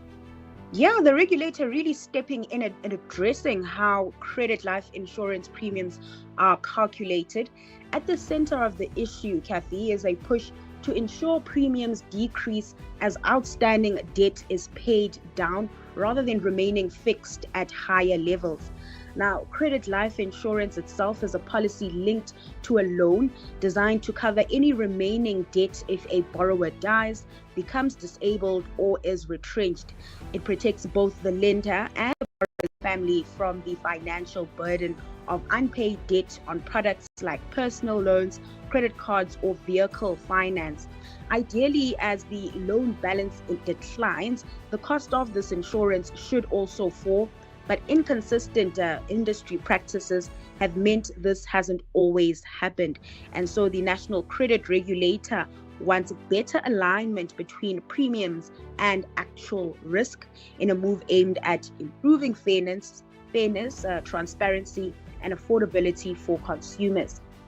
Now, taking a look at what's playing out in markets, risk appetite appears to be creeping back into markets as investors continue to buy the dip, helping set a firmer tone across equities in Asia this morning. Japanese markets are leading the charge with the Nikkei up nearly 2%, extending gains in the region. In contrast, US equity futures are largely flat, reflecting a lingering uncertainty as markets continue to digest geopolitical developments between the United States and Iran. That cautious mood is also spilling into commodities, with oil holding steady this hour, trading just below the $97 a barrel mark. Locally, sentiment could see a lift after yesterday's softer session, with the JSE likely to take direction from an improved tone across Asian markets at the open. Meanwhile, the rand is trading relatively stable against major currencies, sitting at 16.43 to the dollar, 22.04 to the pound, and 19.20 to the euro, as investors remain watchful of broader global risk trends. Spa Winner Car is back. Stand a chance to win one of 50 Hyundai Extras when you buy participating products. Like 450ml Domestos Power Foam Spray for $45.99, save 14 Rand. Or 700 grams Spa Pre-Packed Cheese for $99.99, save 47 Rand. Price is valid from 8 till 21 April. Shop, swipe and win while stocks last. Only at Spa. T's and C's apply. Sassa grant beneficiaries, the time is nearly here where you can swap your old Sassa Gold card for the Postbank Black Card absolutely free. All you need is your valid South African ID. For active sites, simply dial *120 *355 hash on your phone.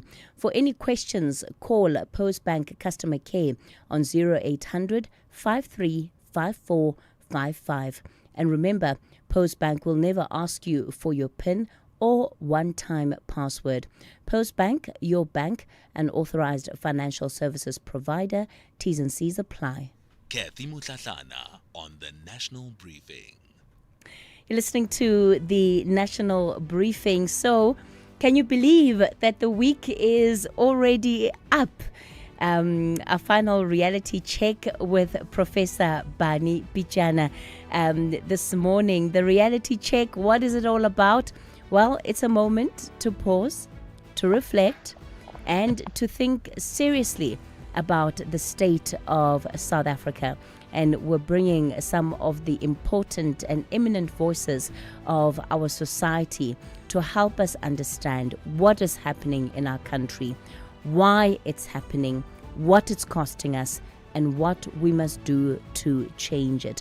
So this segment, one that certainly aims to provoke our thinking and enrich our discourse as a nation.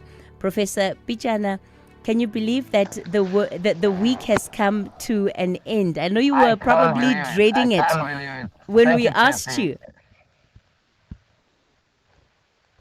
So I think to end off your contribution on the segment this week is really putting an emphasis on our consciousness as a nation, and also the solutions that we need to be taking in order to build our nation.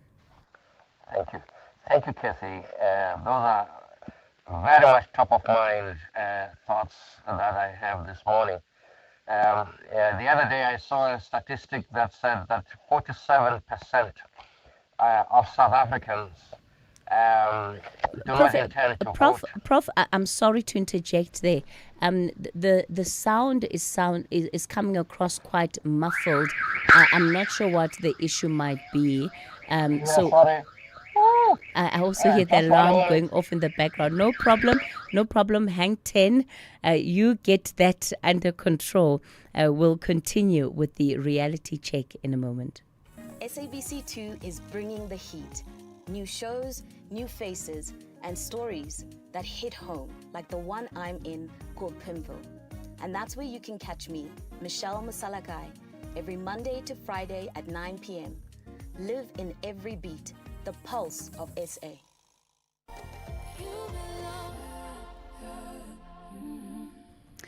Here's something exciting for anyone who wants to build skills for the future.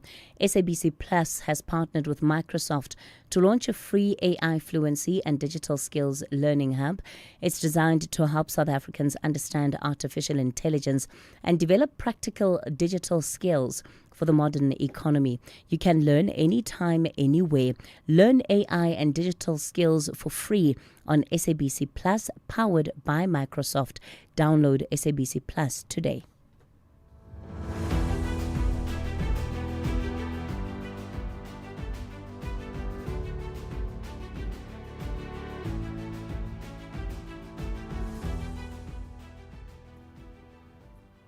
Well, let's get back into our reality check. Professor Bani Pichana, let me come back to you. Again, today you want to round things off on our consciousness as a nation and what we need to be doing to build this country. Thank you very much, Cathy. Apologies for that disturbance. As I said, I saw two statistics this week that interest me. One is that 47% of South Africans actually either do not intend to vote or they will not vote for any party. They have no preference of any political party. And in fact, cynically, the writer said, welcome to the party of non-voters. The second thing is that, as we know, South Africa has got some 34% of an unemployment rate, which doesn't seem to be moving very high digitally every quarter. And that's a matter of great worry. Third thing, South Africa is also a very literate society.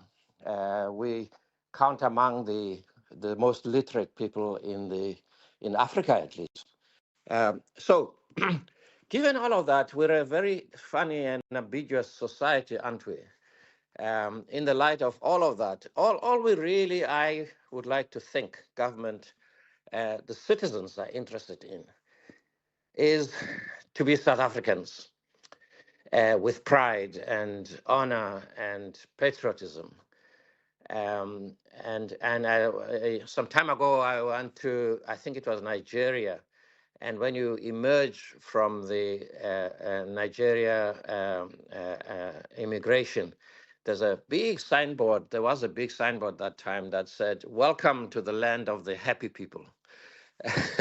I sometimes wonder what kind of signboard can we place at OR Tambo International Airport about welcome to the country of whatever South Africans. The issue for me is simply this, that South Africans actually have got every right and basis to demand of their government to govern well, to govern to their best interests, to govern to promote the economy and the well-being of people. The country can't be governed on the basis of how many people are unemployed, and seemingly doesn't seem to get any better. The country can't be governed on the basis that how many unemployed graduates. There are very few countries in the world that I know of that even have an association of unemployed graduates. It can be governed so that you have unemployed doctors, unemployed nurses that are really fueling the economies of other countries like Australia, New Zealand, Canada, who graduate from our universities. And so we really need to do something about that. And I think economy obviously is very, very important. It seems to me it is very, very important that we build an economy that would make South Africans belong, have a sense of belonging and a commitment to belong and to advance the economy of their country. Of course, it can be done when the resources that are voted to our local government municipalities are actually friddled away by people who waylay the resources that should have gone to improve healthcare, education, and housing. So clearly, we really need to do something of that sort. And it seems to me that as we go to election after election after election, South Africans come out of elections really with nothing. Politicians may be coming with a seat or something or another and a job, some of them, but South Africans come with nothing. They come with promises, but promises in the end don't make what it makes. So what do we need? Yes, we need a new patriotism. We need to be patriotic about the country. We need an industrialized society, a society that really is committed to put its mind to development and to improving the lives of the people whom they serve. We need South Africans who will be industrious themselves. In other words, to pull up their socks and to really improve their environment and their well-being. We need a South Africa that, with proper government, especially local government, can actually meet the resources of the most needy and the most vulnerable of our society, to improve schools and healthcare facilities, hospitals, look after the aged, and also to make sure that the young people of our country find well-being in the professions and the jobs that they do. Obviously, it's easy to say all of that. I think it's a combination of politics and people. Sometimes I think that in a democratic society that we are, we're not leveraging politics as South Africans sufficiently to actually demand that politicians actually perform as they promise. We don't. We wake up when there's going to be another election, and without really making politicians sufficiently accountable during the 5 years when they serve. I think the second thing is that we need to be patriotic. We need a new patriotism in our country. Patriotic South Africans would make sure that the resources of the country are not frittered away and stolen by corruption or what it is. We ought to be aware when there are people in our environment, in our surroundings, who are living beyond their means.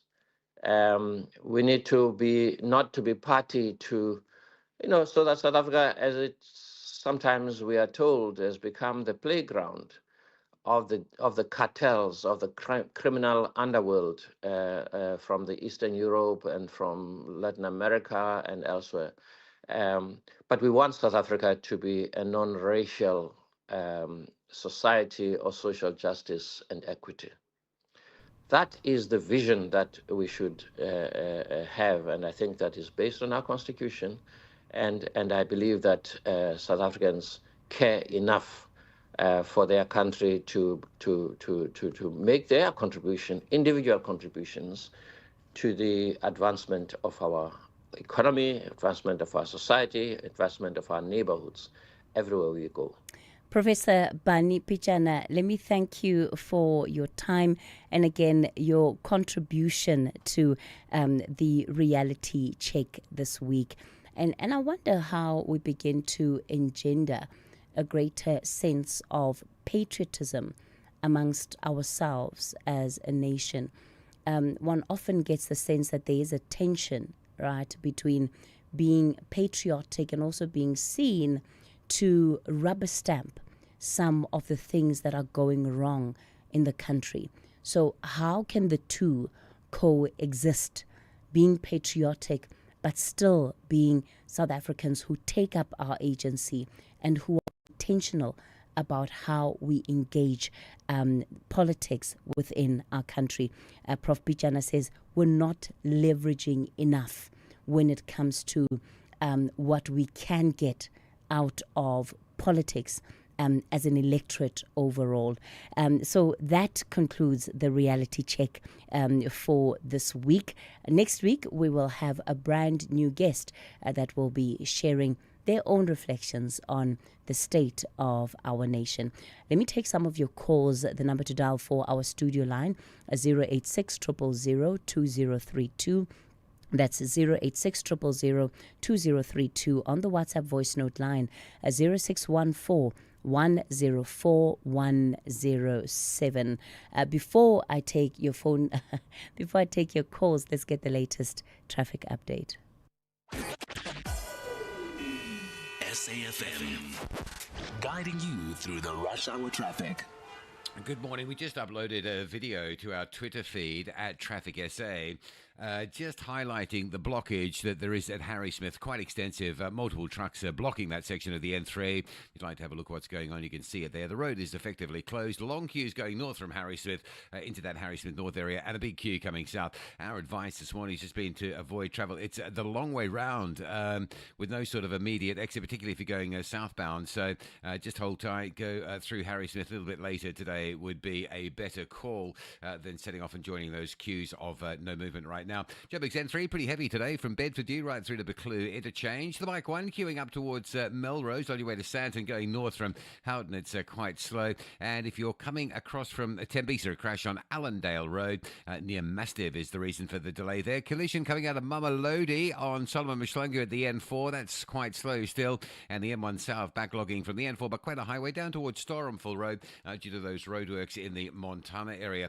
Durban, a breakdown this morning on the N2 North before Spaghetti Junction. Delays coming up from the M7. Also breakdown before Spaghetti Junction. So delays from Inanda Road going south. And the N2 northbound at Prospector still quite slow as well. Cape Town, N2 inbound at Somerset West is sluggish. And then the N2 into town slow from Langa right through to Hospital Bends. With your traffic update, I'm Rob Byrne. You are listening to the National Briefing with Cathy Mohlahlana. All right, let's get then into those calls.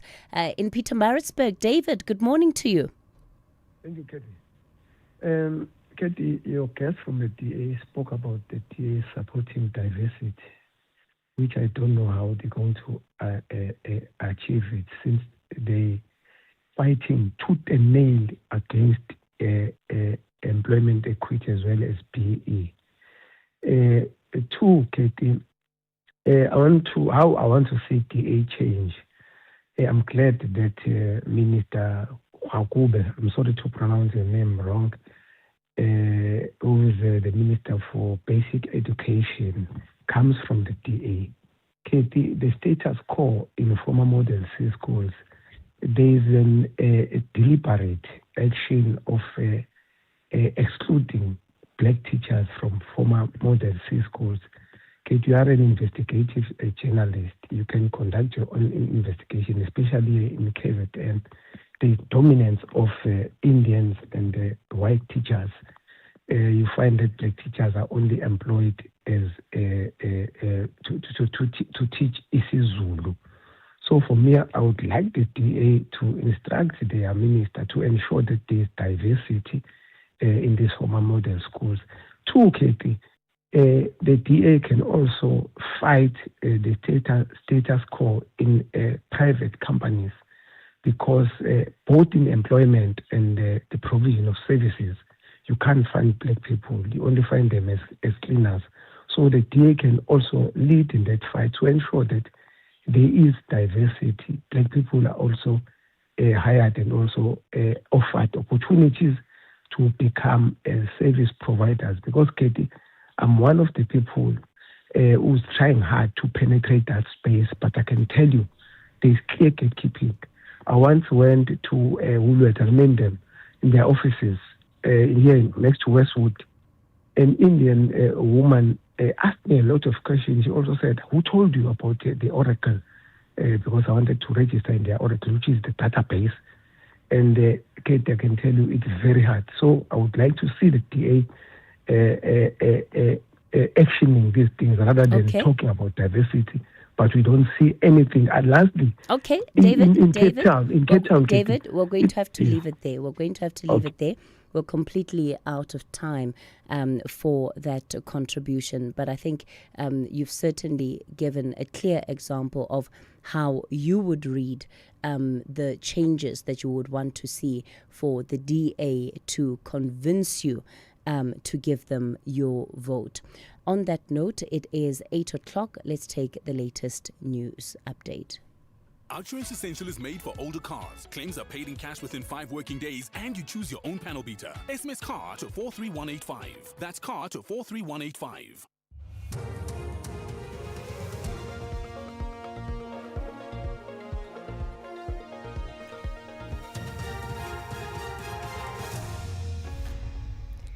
In our top stories, SACP relationship expected to top ANC NEC agenda and calls for immediate release of sex offenders register. Good morning. The deteriorating relationship between the ANC and the SACP will top the agenda of the ANC's long-standing special NEC meeting later this afternoon. This follows the Communist Party's decision to contest local government elections independently. The shift reflects the party's perceived exclusion and long-standing frustration with the ANC's failure to reconfigure the alliance. Ntebo Mokobu reports. The ANC-led alliance is currently facing one of its most critical periods, with many viewing it as a make-or-break juncture due to some differences. The top brass of the ANC will once and for all decide on how to deal with the SACP that is contesting the ANC. There is also a serious debate on whether SACP members should continue holding dual membership, with some arguing that party candidates should not be allowed to act as both communist and ANC government members. But political pundits have warned that if not properly handled, today's meeting could signal the beginning of the end of the over 100-year-old relationship, which was formalized after 1999 following the unbanning of the liberation movements. The Western Cape Deputy Director of Public Prosecutions, Advocate Shireen Riley, is expected to continue to testify before the Nkabinde inquiry in Pretoria. Yesterday, she said the former National Director of Public Prosecutions, Advocate Shamila Batoy, relied on the panel's report to withdraw racketeering charges against the former KwaZulu-Natal Hawks head Johan Boysen. Riley was part of the team that compiled the report based on racketeering and murder charges against members of Boysen's Katomena unit. The inquiry is probing the suspended South Gauteng Director of Public Prosecutions, Advocate Andrew Chauke's fitness to hold office. This is what transpired between Riley and the inquiry's chairperson, Bess Nkabinde.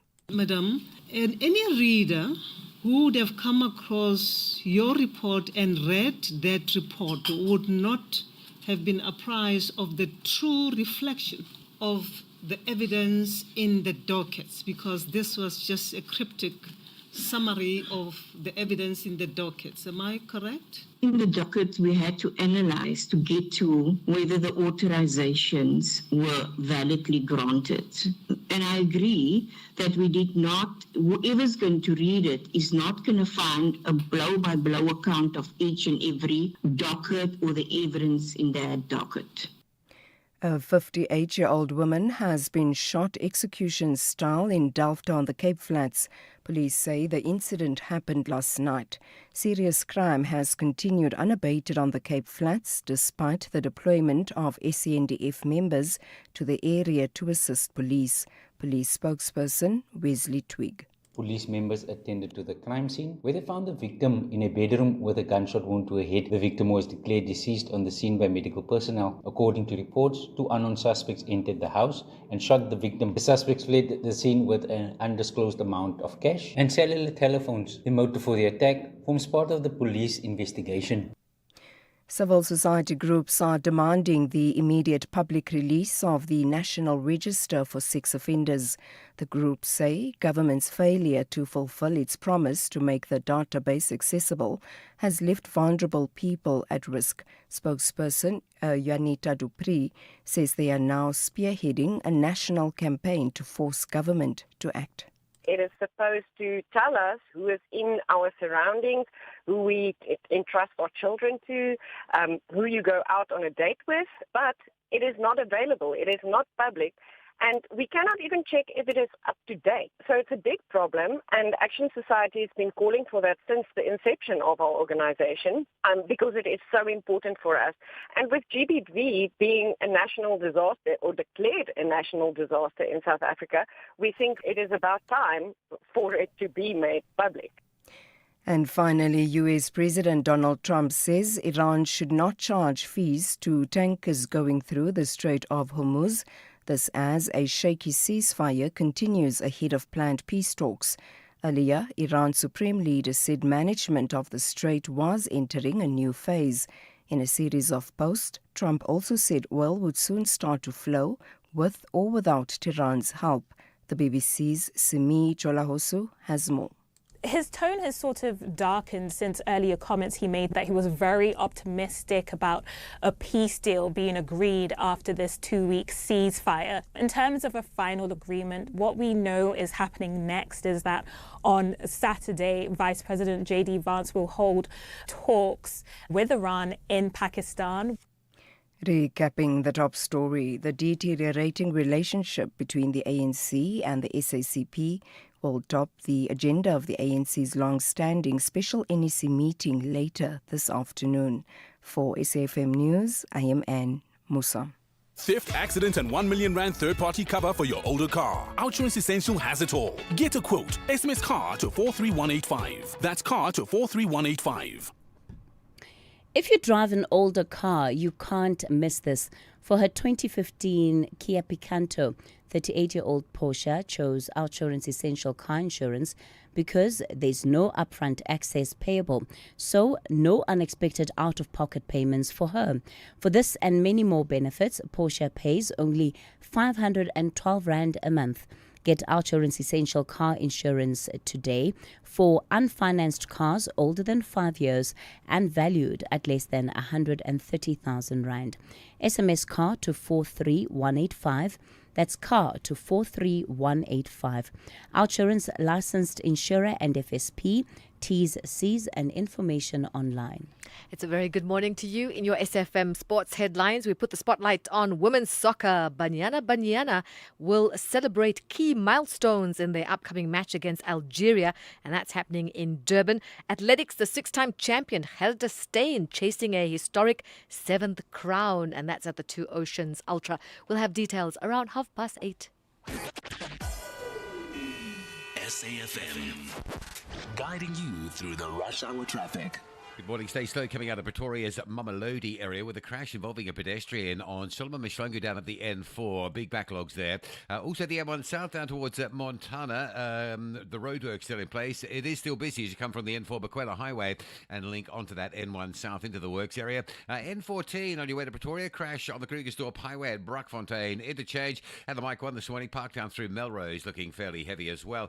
Durban, the N2 north, moving up through Spaghetti Junction, starting to ease. It was a lot heavier earlier this morning. M7 going into St John's Avenue Bridge. Traffic lights are down in that area of Pinetown. So the M7 inbound to Central Pinetown stays heavy. The N3 still blocked just north of Harry Smith. Multiple trucks need to be recovered from that scene after a truck protest this morning. There's no point setting off through Harry Smith. You're not going to get through. Go later today.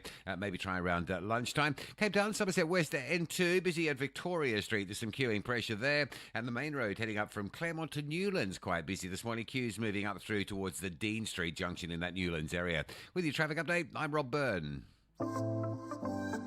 Wherever you are in the world, SAFM 104 to 107 is accessible. We're also streaming live on Facebook, X, and YouTube at SAFM Radio. We acknowledge and appreciate everyone tuning in and watching our streams. Stay with SAFM 104 to 107 as we bring you commission live, breaking stories, and thought-provoking lectures. SAFM, leading the conversations that move us.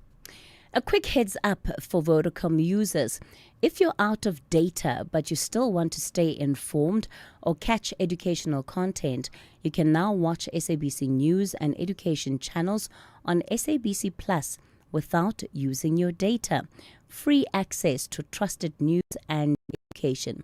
Zero data costs for Vodacom users for a limited time only on SABC Plus. Download SABC Plus today. The National Briefing on SAFM. Clarity, context, and conversation. 9 after 8 is o'clock. where the day begins with Cathy Mohlahlana on the National Briefing. I'm getting a bit ahead of myself there. 9 after 8 o'clock. Welcome to the third hour of the National Briefing as we lead conversations that move us on SAFM. Coming up in this hour, we're going to be tackling online gambling and the Remote Gambling Act. We'll be getting into that debate shortly. And then, of course, in the second half of this hour, we'll be rounding up the show with a look at Built in Mzansi, bringing you some of the country's top innovators and those that are building in key industries. Well, let's get straight into it then. South Africa stands at a crossroad on online gambling. The proposed Remote Gambling Act aims to bring order to a fast-growing industry marked by legal grey areas and rising social harm. With billions being risked and problem gambling surging, the question is whether this law will deliver real regulation and protection, or if it will only deepen the gap between policy and reality. Let me welcome our guests for this debate this morning. Wayne Lurie is Director of Lurie Inc. Attorneys. Wayne, good morning to you. Thanks for your time. Good morning, Cathy. Thanks for having me. Makashule Ghana is a Member of Parliament for Rise Mzansi. Makashule, good morning. Good morning, Cathy, and good morning to the SFM listeners. And Lungile Dukwana is the acting CEO of the National Gambling Board. Mr. Dukwana, good morning to you. Good morning, Cathy, and good morning to the colleagues. Thank you.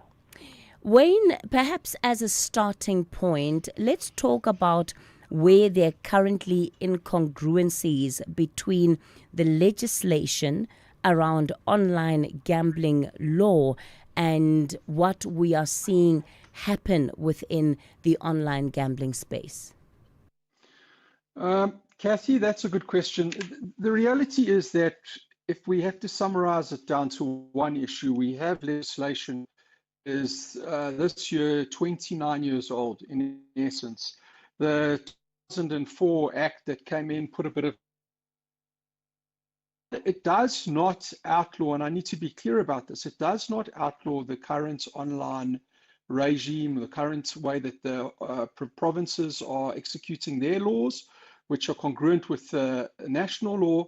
There are gaps in it in terms of technology, and the licensed industry is not resisting regulation. In fact, it invites it. There have been various efforts over the last 17 years to bring in some reform, starting with the 2008 Amendment Act, which never landed, never came into being. Then the 2014 Private Members Bill, then the 2021 Private Members Bill, and now we're looking at the 2024 Private Members Bill. So I think it's clear, it should be made clear that whilst the industry is one of the most regulated sectors at the moment with responsible gambling tools that they are actually having to bring in themselves and self-regulate, with tax compliance in the provinces, with clear oversight by the provinces and management by the provinces, there definitely is a need for reform. Magashule, let's talk about this sense that gambling companies are self-regulating, that effectively they are applying the stick on themselves. Is that the case? Yeah, thanks, Cathy. And to the point that Wayne ended on, we do need urgent reforms in the gambling landscape. The current regulations are inadequate. They can't keep up with the changing nature of the gambling landscape, especially online gambling. It's reliant on a law that's quite old. Even that law is not properly or fully implemented. For instance, we have got provincial licensing authorities that are granting provincial licenses for operators that need to operate nationally. That's closing the National Gambling Board from having sight of the licenses that they are issuing. So if anyone is operating nationally, they ought to be applying for a national license. So there's just this, both from the operators, but from the provincial licensing authority, every attempt to sidestep the National Gambling Act as it is. But the other thing is we are dealing with a fast-changing environment. So the regulations around advertising, the regulations around soft clocking players, the regulations around unlicensed operators, which needs to be clamped down. We should not be having unlicensed operators in South Africa. The regulations around the funds that are contributed towards the South African Responsible Gambling Foundation, for instance, and also a review of the tax regime, because we need to all accept that the legislation that we have, the 2004 National Gambling Act, still treated gambling as a leisure activity. And we must now accept that gambling is no longer a leisure activity. Now it's getting closer. If I believe it's already there, it ought to be mentioned in the same line with tobacco, alcohol, and other forms of addictive drugs in South Africa. So gambling addiction is a problem, and we need to treat gambling addiction as a problem, and thus we should not treat gambling as a leisure activity, as the 2004 legislation assumed. Lungile, have yourselves, as those that are in charge of regulations, lost complete control when it comes to online gambling? Good morning, Katie. Well, I think that from the National Gambling Board perspective, obviously there is no debate that the 2004 Act is quite an act that needs kind of a reform that would put it at par with the current international practices in relation to gambling. That one, I think all of us agree on. Be that as it may, that is the act that exists currently, and part of our responsibility as the National Gambling Board is to make sure that that is implemented as it is intended to be implemented. Now, that task means that partly is an issue of the collaboration and concurrent exercise between ourselves and the National Gambling Board and the provincial licensing authorities. That becomes primarily the focus of what we do in order to enforce and to implement that particular act. It becomes important for us to have that kind of collaboration, because when there's concurrence and there is alignment between the two spheres, the National Gambling Board and the PLA, then it becomes easier to have an effective implementation of that particular act. Obviously, I think the online gambling, what is now allowed in terms of the online gambling, I think it's a sports betting aspect, which is what is actually allowed. Now, the concern that we have from the National Gambling Board are the concerns around the issue of the offshore operators that are operating in our space, who are offering illegal products in our space, and it's a concern. But that is not only a South African phenomenon. It is actually an international phenomenon, and all of the countries, including the most developed countries, are grappling with that particular issue, making sure that they are fighting the issue of offshore gambling that is coming up in the space of interactive gambling in our own space. Now, what we have since done, I think, on our side as the Gambling Board, we are engaged, I think, that with some of the jurisdictions from where the offshore operators are coming from, and we have engagement in terms of how to stop that phenomenon that we're actually having. Because in terms of the act, you cannot be able to find people who are not in your jurisdiction, those particular operators that are in your jurisdiction. And there's work that is being done around that particular space. The step that we took to introduce the web portal for the verification of the operators in South Africa is one step that is making sure that whoever is deciding to gamble must gamble in a space that has the necessary integrity, has the necessary safeguard, exercises responsible gambling aspects, Hence, we introduced that so that they can be able to be verified. But also, it's out of respect from those operators who have taken time to be licensed in our jurisdiction and respected our law enough, who must operate within the safeguards of responsible gambling. Hence, we have introduced that, which is going to be that verification, but also to make sure that whatever gambling is done, the resources or the money that is spent there remains in the country and addresses the challenges that arise out of those particular activities. So that's Sure. our thing that So speak to us about the illegal gambling products that are available in South Africa that South Africans are using, sometimes perhaps not even knowingly. That is exactly the point.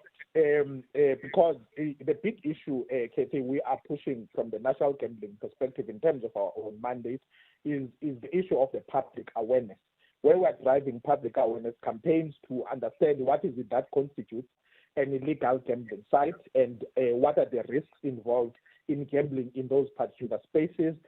But further, the dangers themselves of gambling, once you appreciate the economic value that it actually comes from, but the social harms are other aspects that need to be managed. So the public education that we are engaged on is quite vast and is quite collaborative, including the working that we are doing with the PLAs, including the work now that we have done through our partnership, or we are doing through our partnership with the national, with NSFAS and the other aspects, other entities that we are actually working with in order to advance public education. That becomes a key aspect in our own view. Yes. So what I'm asking, Lungile, is what are the telltale signs for a consumer that automatically sort of say that be careful because this is indicative of an illegal gambling product? Is there any way of telling? Well, number one, primarily, firstly, any product that is not licensed in South Africa, it means that that product is not a genuine product. It's illicit or illegal in terms of the South African context. I think that's the first one. Number two, they tend to be very shoddy in terms of the issue of what we call as KYC, which is know your customer, because obviously they are not operating in an environment where they are part of the regulated one. Thirdly, they tend to promise quite high returns or high winnings compared to the normal operators that are operating legally within the country. And you will find that most of them will have foreign websites, and they will have foreign accounts that they will be operating with. Those are some of the signs. But also, we must not walk away from some of the issues around some of the physical outlets that are operating in our own country, in our own cities. They operate, for example, as a small corner internet cafes, whom then you discover at a later stage that they're actually operating as online havens illegally, and they operate casinos illegally at those spaces. Those ones, you'll find that, for example, they may have a license from the Film and Publication Board, but they're doing something that is not a license condition that they actually received. So when you in those spots, in those spaces, you must be sure to check with our website, with our web portal, to make sure that you are in a safe space where you are protected even in terms of the law. Wayne, do you think there's enough responsibility being taken here by the companies behind these websites, behind these products? Well, I just, before we get into that question, I just want to come back to something that's been raised by the National Gambling Board. First of all, there is a concurrent competency between the national board and the provinces, which means that they are equal stakeholders in regulating the licensed industry. And there's unfortunately a debate going on, and it's playing out publicly between the national board and the provincial boards about the activities that are currently being offered by the licensed operator. Before we even get onto the unlicensed operator, which, by the way, is taking 62% of this market, while the doors being left open while the debate continues that I'm referring to. And I just want to point out something, that in the National Gambling Act, which the NGB is the custodian of, so to speak, there is a definition. It's right in front of you. There's a definition of bookmaker, there's a definition of fixed odds bet, and there's a definition of contingency, which is what you place a fixed odds bet on. And not once is sports betting mentioned. Now, when you, as a national body, take a line that what the provinces are doing is illegal and unlawful, you're creating confusion. And I respect the fact that a database has come out listing operators, which it does do, lists all the legitimate licensed operators that are offering these activities as bookmakers, but then at the same time puts out mixed messaging to the public to say what they're doing other than sports betting is illegal, where there's simply no foundation for that in the law. So this is a big problem in and of itself, and I appreciate and laud the fact that we're now looking toward the external operators that, as I say, have come in the door and been stealing the market to the level of 62% while this debate's raging. But I think it's more a case, we're coming to your question, Cathy, of what the NGB is doing and what the provincial regulators are doing to harmonize and coordinate an approach and a message to the public before we send out mixed messaging about who's illegal in this market, because there's clearly only one person or one party that's illegal in this market, and those are the operators coming from offshore that don't pay tax here, that have no safeguards at all in terms of how they provide odds, how they provide games, how they provide markets, whether they even pay the punter. And unfortunately, the only real enforcement that's playing out is via the banking sector. And when the money comes in to pay these people, if it does, it very often gets confiscated and put into a trust account with the NGB, which in and of itself is not a problem. But I think that at the core of this, when we talk about taking responsibility, the responsibility that needs to be taken is a collaborative effort, both between the provincial and national regulator, as well as the operators, to say we are the legal industry. This is what we provide as the legal industry. This is the tax we pay. And the other people that are coming in from offshore, the online casinos that are pushing their services into this market, are illegal. Lungile, do you want to respond to that? Well, I will respond to your question, Cathy. I think our view from the NGB perspective is that there are operators that are functioning, I think, quite well, taking responsibility, putting all of the necessary safeguards as envisaged in the Act and the regulations, and they are functioning quite well, and they are making sure that the punters are actually protected. So we are covered, I think, in terms of the responsible gambling messaging from that perspective, from the licensed operators, as it were. The issue that Wayne is raising in relation to the issue of online gambling and the Act and what is envisaged in terms of the Act, I don't think that I want to venture into it. The Act is clear. It does not need further interpretation. Anybody who thinks he wants to interpret the Act further, they know what to do. They must do that particular thing. Our view is that is what the law provides for, and that is what we are implementing as the National Gambling Board. We have no business in wanting to create uncertainty in the market. Our business is to make sure that there's certainty, and that certainty should be in terms of the law, not outside the law. With regard to the issue... Sorry, Lungile. So to the extent that there is seemingly this lack of coherence, that the operators themselves feel that they're being put in a position where the legislation is not clear.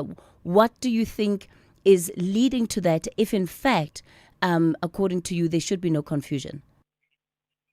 Well, look, the issue here, we're talking about Section 11 of the National Gambling Act, and the Section 11 is clear that interactive gambling is not allowed. So these online casinos and other things are not allowed, because it's clear that unless authorized by another national law, that is clear.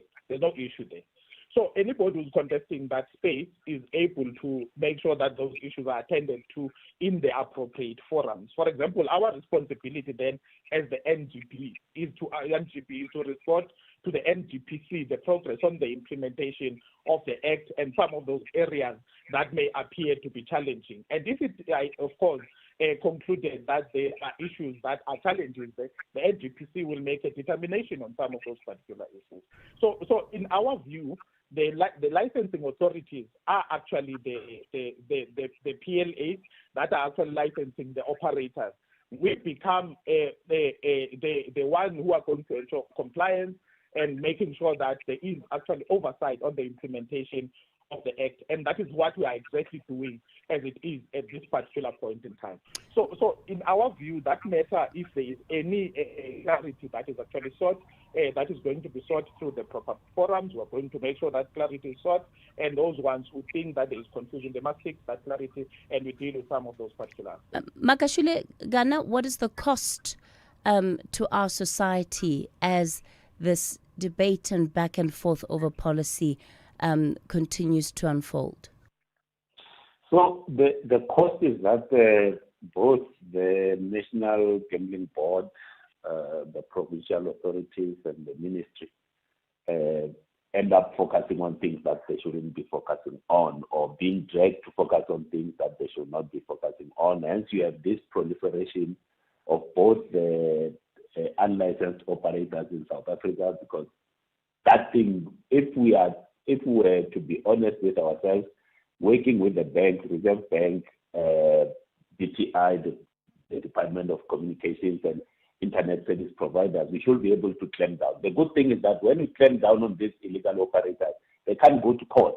And I don't know why there's this dilly-dallying on closing down all these illegal sites. But the other thing is that there's not adequate awareness that is being given to the public around the dangers of gambling addiction. So that is the other cause. And whilst all these things, sometimes it's sidetracking us from the conversation that needs to be had around a review of the tax regime of the gambling industry, especially the online gambling industry.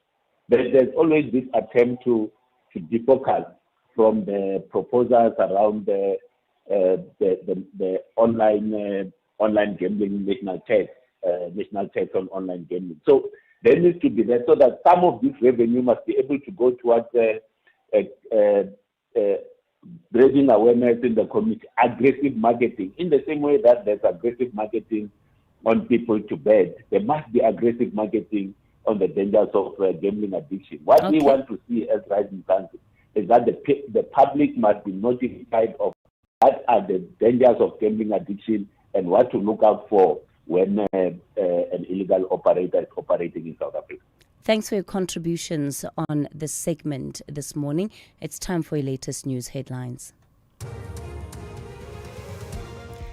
Good morning, I'm Anne Musa. In the headlines, COSATU says it's concerned that the exclusion of public servants from getting rewards for whistleblowing will affect government's fight against corruption. The Labour Federation has welcomed the release of the Protected Disclosures Bill for public comment. The deteriorating relationship between the ANC and the SACP will top the agenda of the ANC's long-standing special NEC meeting later this afternoon. This follows the Communist Party's decision to contest local government elections independently. And US President Donald Trump has issued a fresh warning against Iran, saying there will be serious consequences if it does not allow oil shipments to pass through the Strait of Hormuz. I'll have details on these and other stories at 9. SAFM, guiding you through the rush hour traffic. On the N3 at Harrismith, there's no change. This is a truck driver blockade, protest blockade. There are multiple trucks that are involved in this blockade and nothing getting through on the N3. It's a closure from Harrismith south going north and from Harrismith north going south. Full closure both directions. Have put a video up on Twitter at Traffic SA. You can have a look at the mess that needs to be cleared up from Harrismith and realise that it is going to take them some time to complete that task and get that road reopened this morning. Joe Berg, you can tell it's a Friday. It's it's pretty easy traffic conditions, with the exception of the N3 North into Buccleuch. That stays busy. Malabongwe out through North Riding, going out from the N1 highway. That's quite slow this morning. Pretoria easing up nicely. Crash, though, on the Solomon Mashlangu exit from Mamelodi down at the N4, so that traffic's still quite slow going as well. Durban, couple of breakdowns around Spaghetti Junction. The one that's sort of in the way is the N2 North before you get to Spaghetti Junction. M7 into Pinetown stays fairly busy over St John's Avenue Bridge. There's some traffic lights down as you enter Pinetown this morning. And Cape Town, N2, driving inbound, all of a sudden slows the crash at Mowbray Main Road. So coming in from Lunga, that's heavy. Behind that, the M5, slow coming from Rondebosch. To get into that N2, you're basically turning straight into that crash scene. With your traffic update, I'm Rob Byrne. This is SAFM Sport with Zai Khan. Khan, our final update for this Friday morning. Banyana, they've got a key milestone celebration coming up. Oh, yes, Cathy. You know what? This is what I love to see. Our women players growing into legends. And this is all in the Banyana team. We love to see this. There's two ladies that will be celebrating milestones in the upcoming match against Algeria in Durban. Defender Bambanani Mbane set to earn her 100th international cap, while Karabo Dlamini is on track to reach her 50th appearance for South Africa. Coach Desiree Ellis praising both players for their consistency and leadership as the team continues preparations for the 2026 Women's Africa Cup of Nations. Bringing it back home, Maruma Gallant's coach Jamil Benoui admits he faces a daunting task after accepting a rescue mission, and that's to steer the club clear of relegation. The Moroccan tactician steps into a side battling instability. The former ASFAR assistant coach revealed he's been in contact with Gallants before the start of the campaign, but it was Alexander Lafitte who got the nod instead. Now he says he's yet to speak to compatriot Abdusalam Wadu, who's also in the same position last season before moving to Orlando Pirates. I know everything about Maromo because I'm following the team. I was even expected to come at the beginning of the season. But yes, the challenge is big. I know it's a big challenge. I didn't call him. I don't have any contact with him for the moment. So maybe later if we meet, I don't know, somewhere. Since I came here, just busy with the club and working, trying to fix things. So we have just to go back to work. That's it. All right, let's head to tennis. Monte Carlo Masters, the round of 16, delivering strong performances from the top seed. World number one Carlos Alcaraz advancing in 3 sets, overcoming Thomas Martin Echeverry. The second seed Yannick Sinner also progressed, beating Thomas Mashik in 3 sets. Australia's Alex de Minaur easing past Alexander Blocks, while Alexander Bublik got the better of Yuri Lehechka. And in one of the tighter matches, Valentin Vacherov came through against Huber Hakash in 3 sets. Now, athletics news. South Africa's ultra-marathon queen, Gerda Steyn, chasing history at the Two Oceans Ultramarathon in Cape Town this weekend. The 6-time champion is aiming for a record-extending 7th victory over the 56-kilometre route. Steyn says she remains focused and motivated despite her dominance, but will face strong competition from a quality international field. Meanwhile, the men's race is wide open with the defending champion Joseph Suatlale amongst the contenders. And finally, it's fight night with South Africa's Peace X Ngubane, who will make his highly anticipated PFL Africa debut. He takes on the welterweight champion Yabnan Chala at the Sunbet Arena, and that's tonight. Now, he says that the conference, he's dissected in Chala style and acknowledges his strengths as well as his weaknesses. The only thing that stands out is that if he takes everybody to the ground, he just lays on top of him.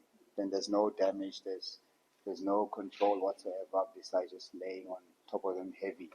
That's the only thing that I've seen that stands out.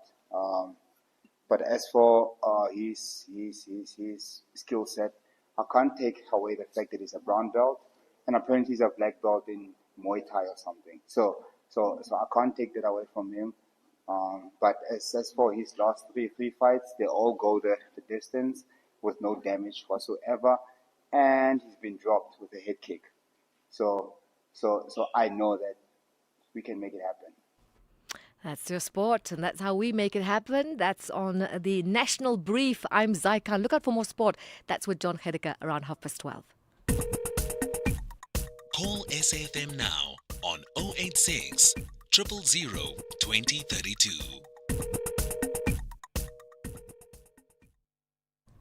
You're listening to the National Briefing. I'm taking your calls on 086 000 2032. That's 086 000 2032. On the WhatsApp voice note line 0614 104 107.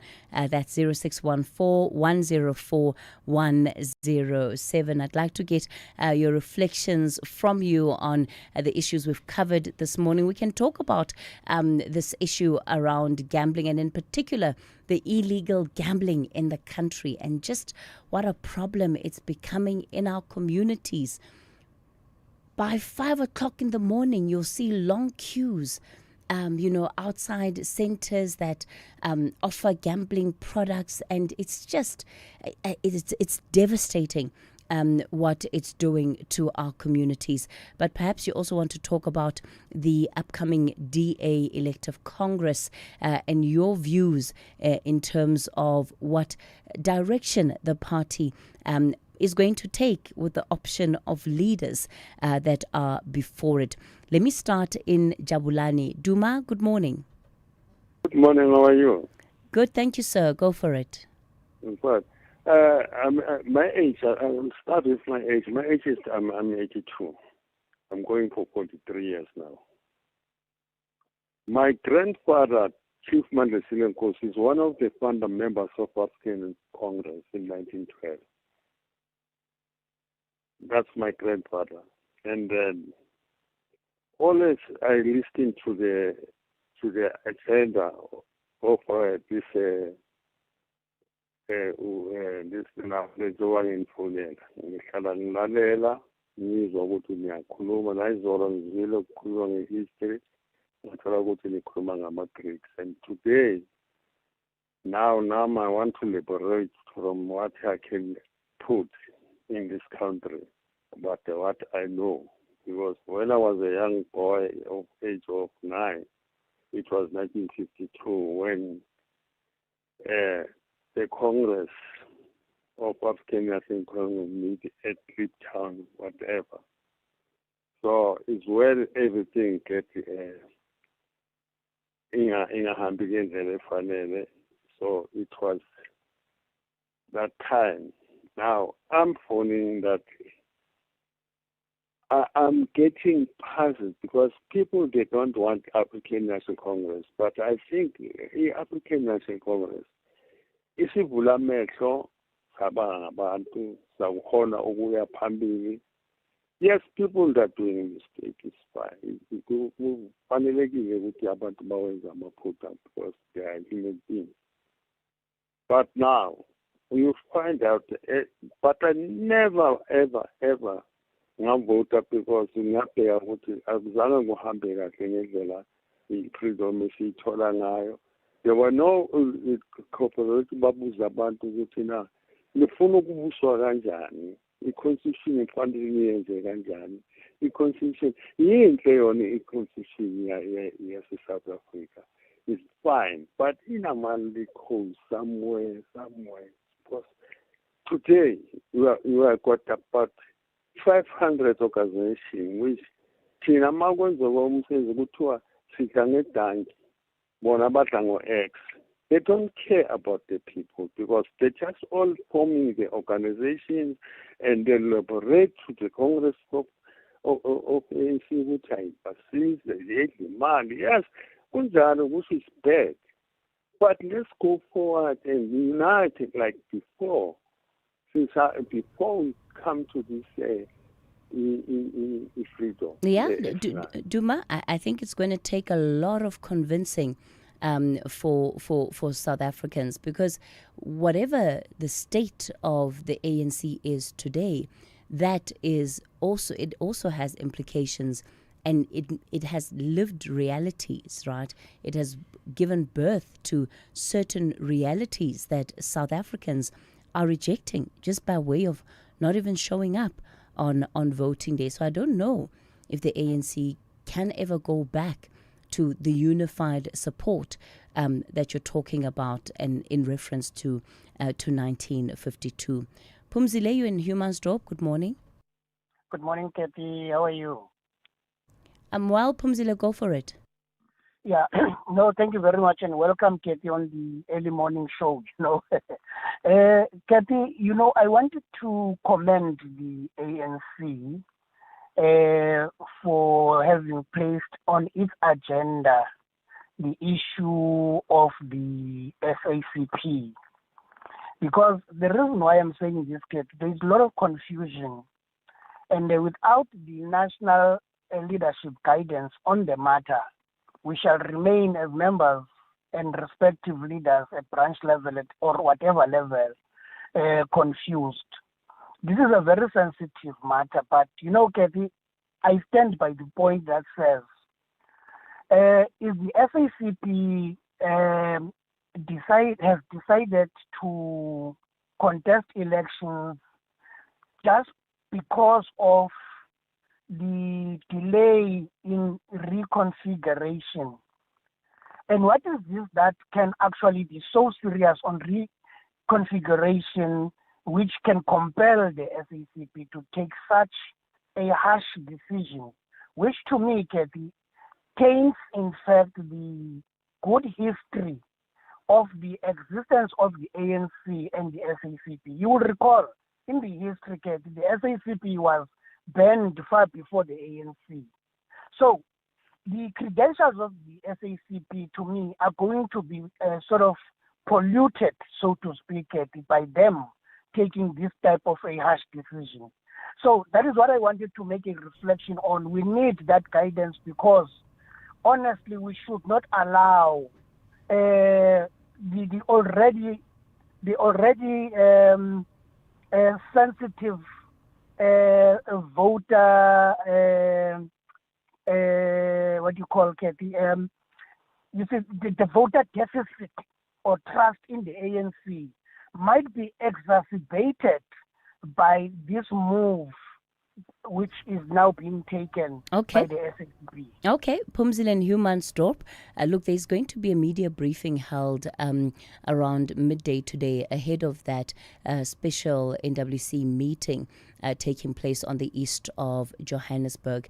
And I think coming out of this weekend, there might be greater clarity on how this is going to be operationalized. The SACP contesting elections, but still remaining within the tripartite alliance.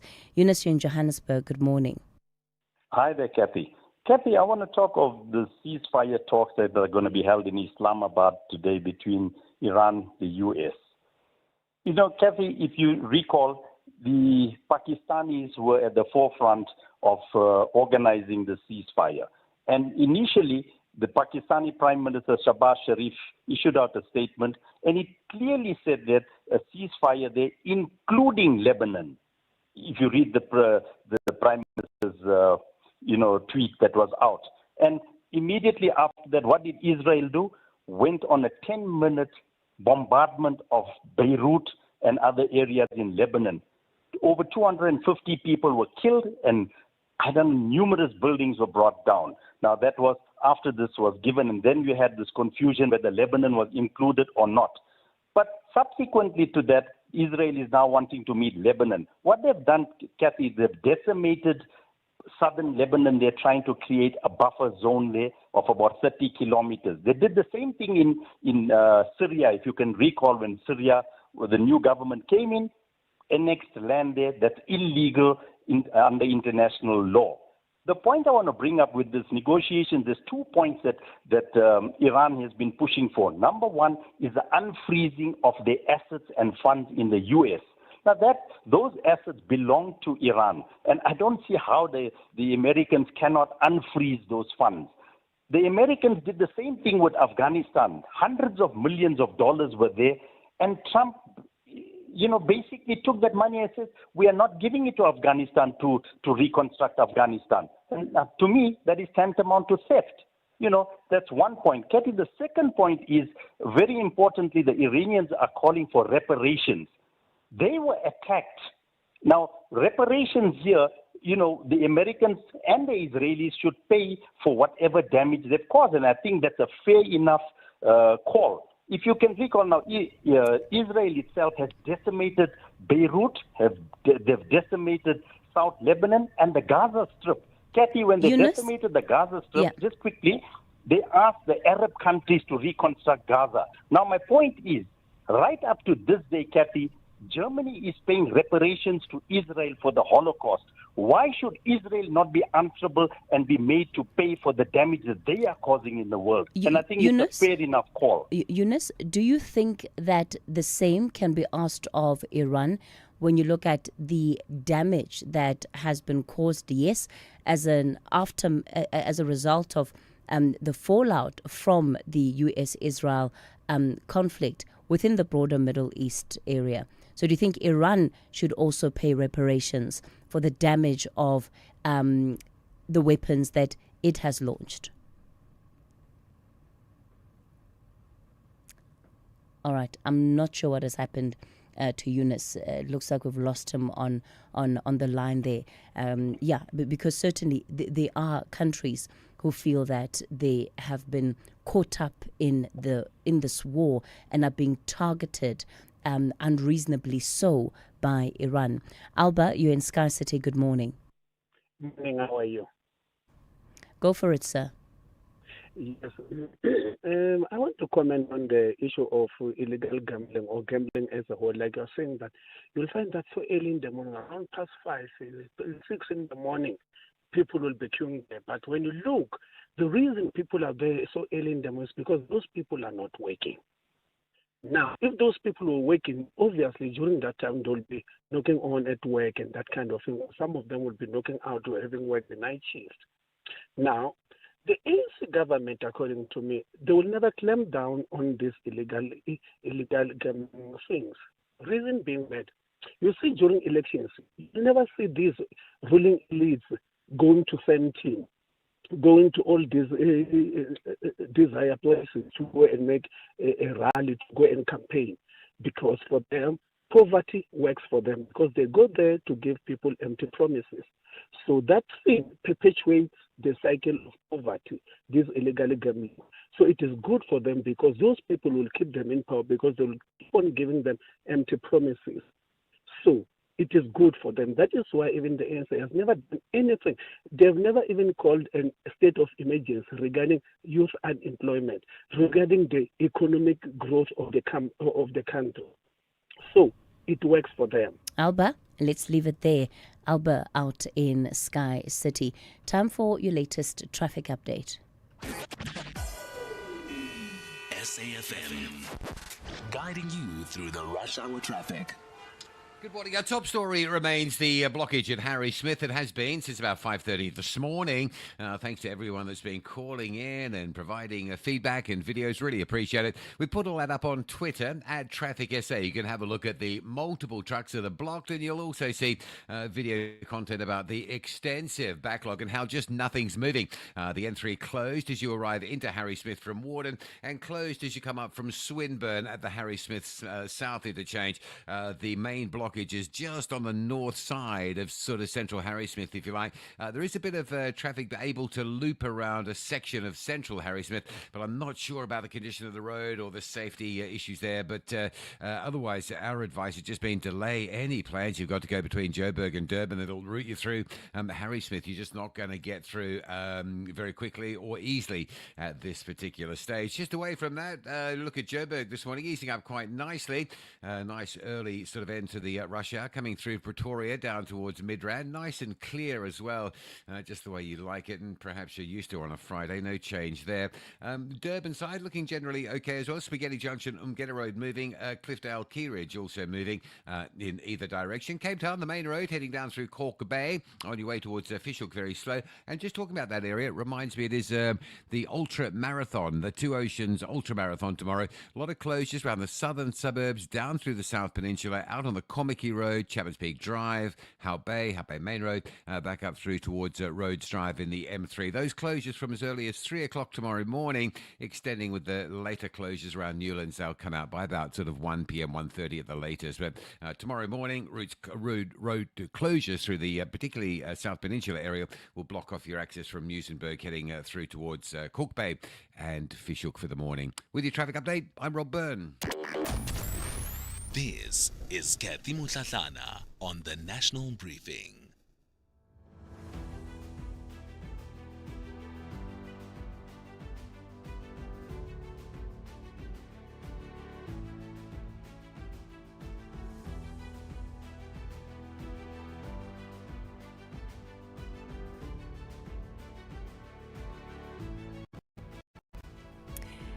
All right, our last interview for the week, we're bringing you Built in Mzansi, where we focus on the country's innovators, the country's builders. Luvuyo Sume is co-founder of Prosthetic Engineering Technologies. He joins us on the line this morning. Luvuyo, you started this company in 2020, and I find what's so compelling about your story is that this company was built out of your experience as an amputee and some of the challenges that you are personally facing. Talk to us about that. All right. Good morning, Cathy, and good morning to the listeners. Yes, when we started the company, basically the motivation behind it, myself being an amputee, and my business partner being my prosthetist, we saw the need, to start the company. But on a personal standpoint, as an amputee, having used prosthetics for the better part of 20 years plus, I realized that, in fact, when I realized that the components are not made on the continent and that they are all exported, that's basically the one thing that sparked the idea. And sitting at home one day, I realized, I would call it a divine assignment from God himself. Because I actually asked the question, what can I do at this point in my life? I've got all this experience in engineering, production management, and business. And the voice was very clear. This is the area to go into. So it was a divine appointment. Yes. And where did you start? So basically, we started the company by going into an incubation program. And I happened to learn that one of my industrial engineering lecturers, former industrial engineering lecturers, was now head of a business incubator in Port Elizabeth. And I happened to contact him with the idea, and he was very enthusiastic about it. He called me, we did the pitch to the board, and instantly things just fell into place. And basically that's how the company was formed, through the assistance of the Propeller Business Incubator in Port Elizabeth. And tell us about what makes your product so significant and so different for the market. The difference basically lies in the costing of the product, the price. We are the most cost-effective manufacturer on the face of the planet. I can put it like that because that is the reality. And also, when it comes to the quality, our quality is superior. And this I get not from me, it comes from other amputees who've used imported products. And they say our product is much more comfortable, and it also lasts longer, because we have found a method of engineering the silicone such that you can actually repair it. So therefore the product is much more cost effective, number one. Number two, it is much more comfortable and durable. That affordability factor is quite a big one, because often we know that this is what prevents access, even to people who desperately need this support from prosthetics. Yeah. Yes. How would you say that is helping to change and increase access? Yes, so basically what has actually happened, knowing that we're serving people who cannot afford these devices, it actually was a part of the design of the product itself, to engineer it in such a way that it is cost effective. Yes, I didn't get that second part of the question. No, I think that what we can do is look at then what you hope will be the future of your organization and the kind of difference you would want it to make in the country. The future is basically, engineering other components, because there's quite a lot of components that we are, in fact, at the moment engineering. And this is the future for prosthetic engineering. making now products for the local market, but we've also started to export to the likes of India, Namibia and Nigeria. The idea for the future is to globalize our operations, go into the third world countries, Brazil, Argentina, Puerto Rico, and basically make these devices accessible to every amputee. That is the future for PET. Luvuyo Sume, let me thank you for your time, co-founder of Prosthetic Engineering Technologies. What a story, right? And to be able to to turn that personal adversity and channel it into a business that is now really a business set to become a global entity is incredibly remarkable. That's where we end things off on the national briefing today. It's been a pleasure being with you. It's week 1. How many more to go? I trust you're going to have a wonderful weekend. We're back with you on Monday between 6 and 9 a.m. Up next, the Daily Discourse with Joanne Joseph. Cathy Mohlahlana on the National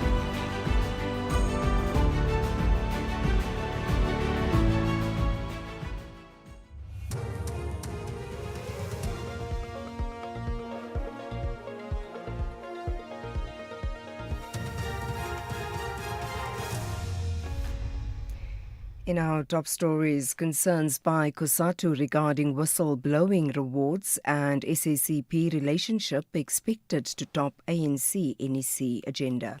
Good morning. COSATU says it's concerned that the exclusion of public servants from getting rewards for whistleblowing will affect government's fight against corruption. The Labour Federation has welcomed the release of the Protected Disclosures Bill for public comment. The aim of the bill is to protect whistleblowers from victimization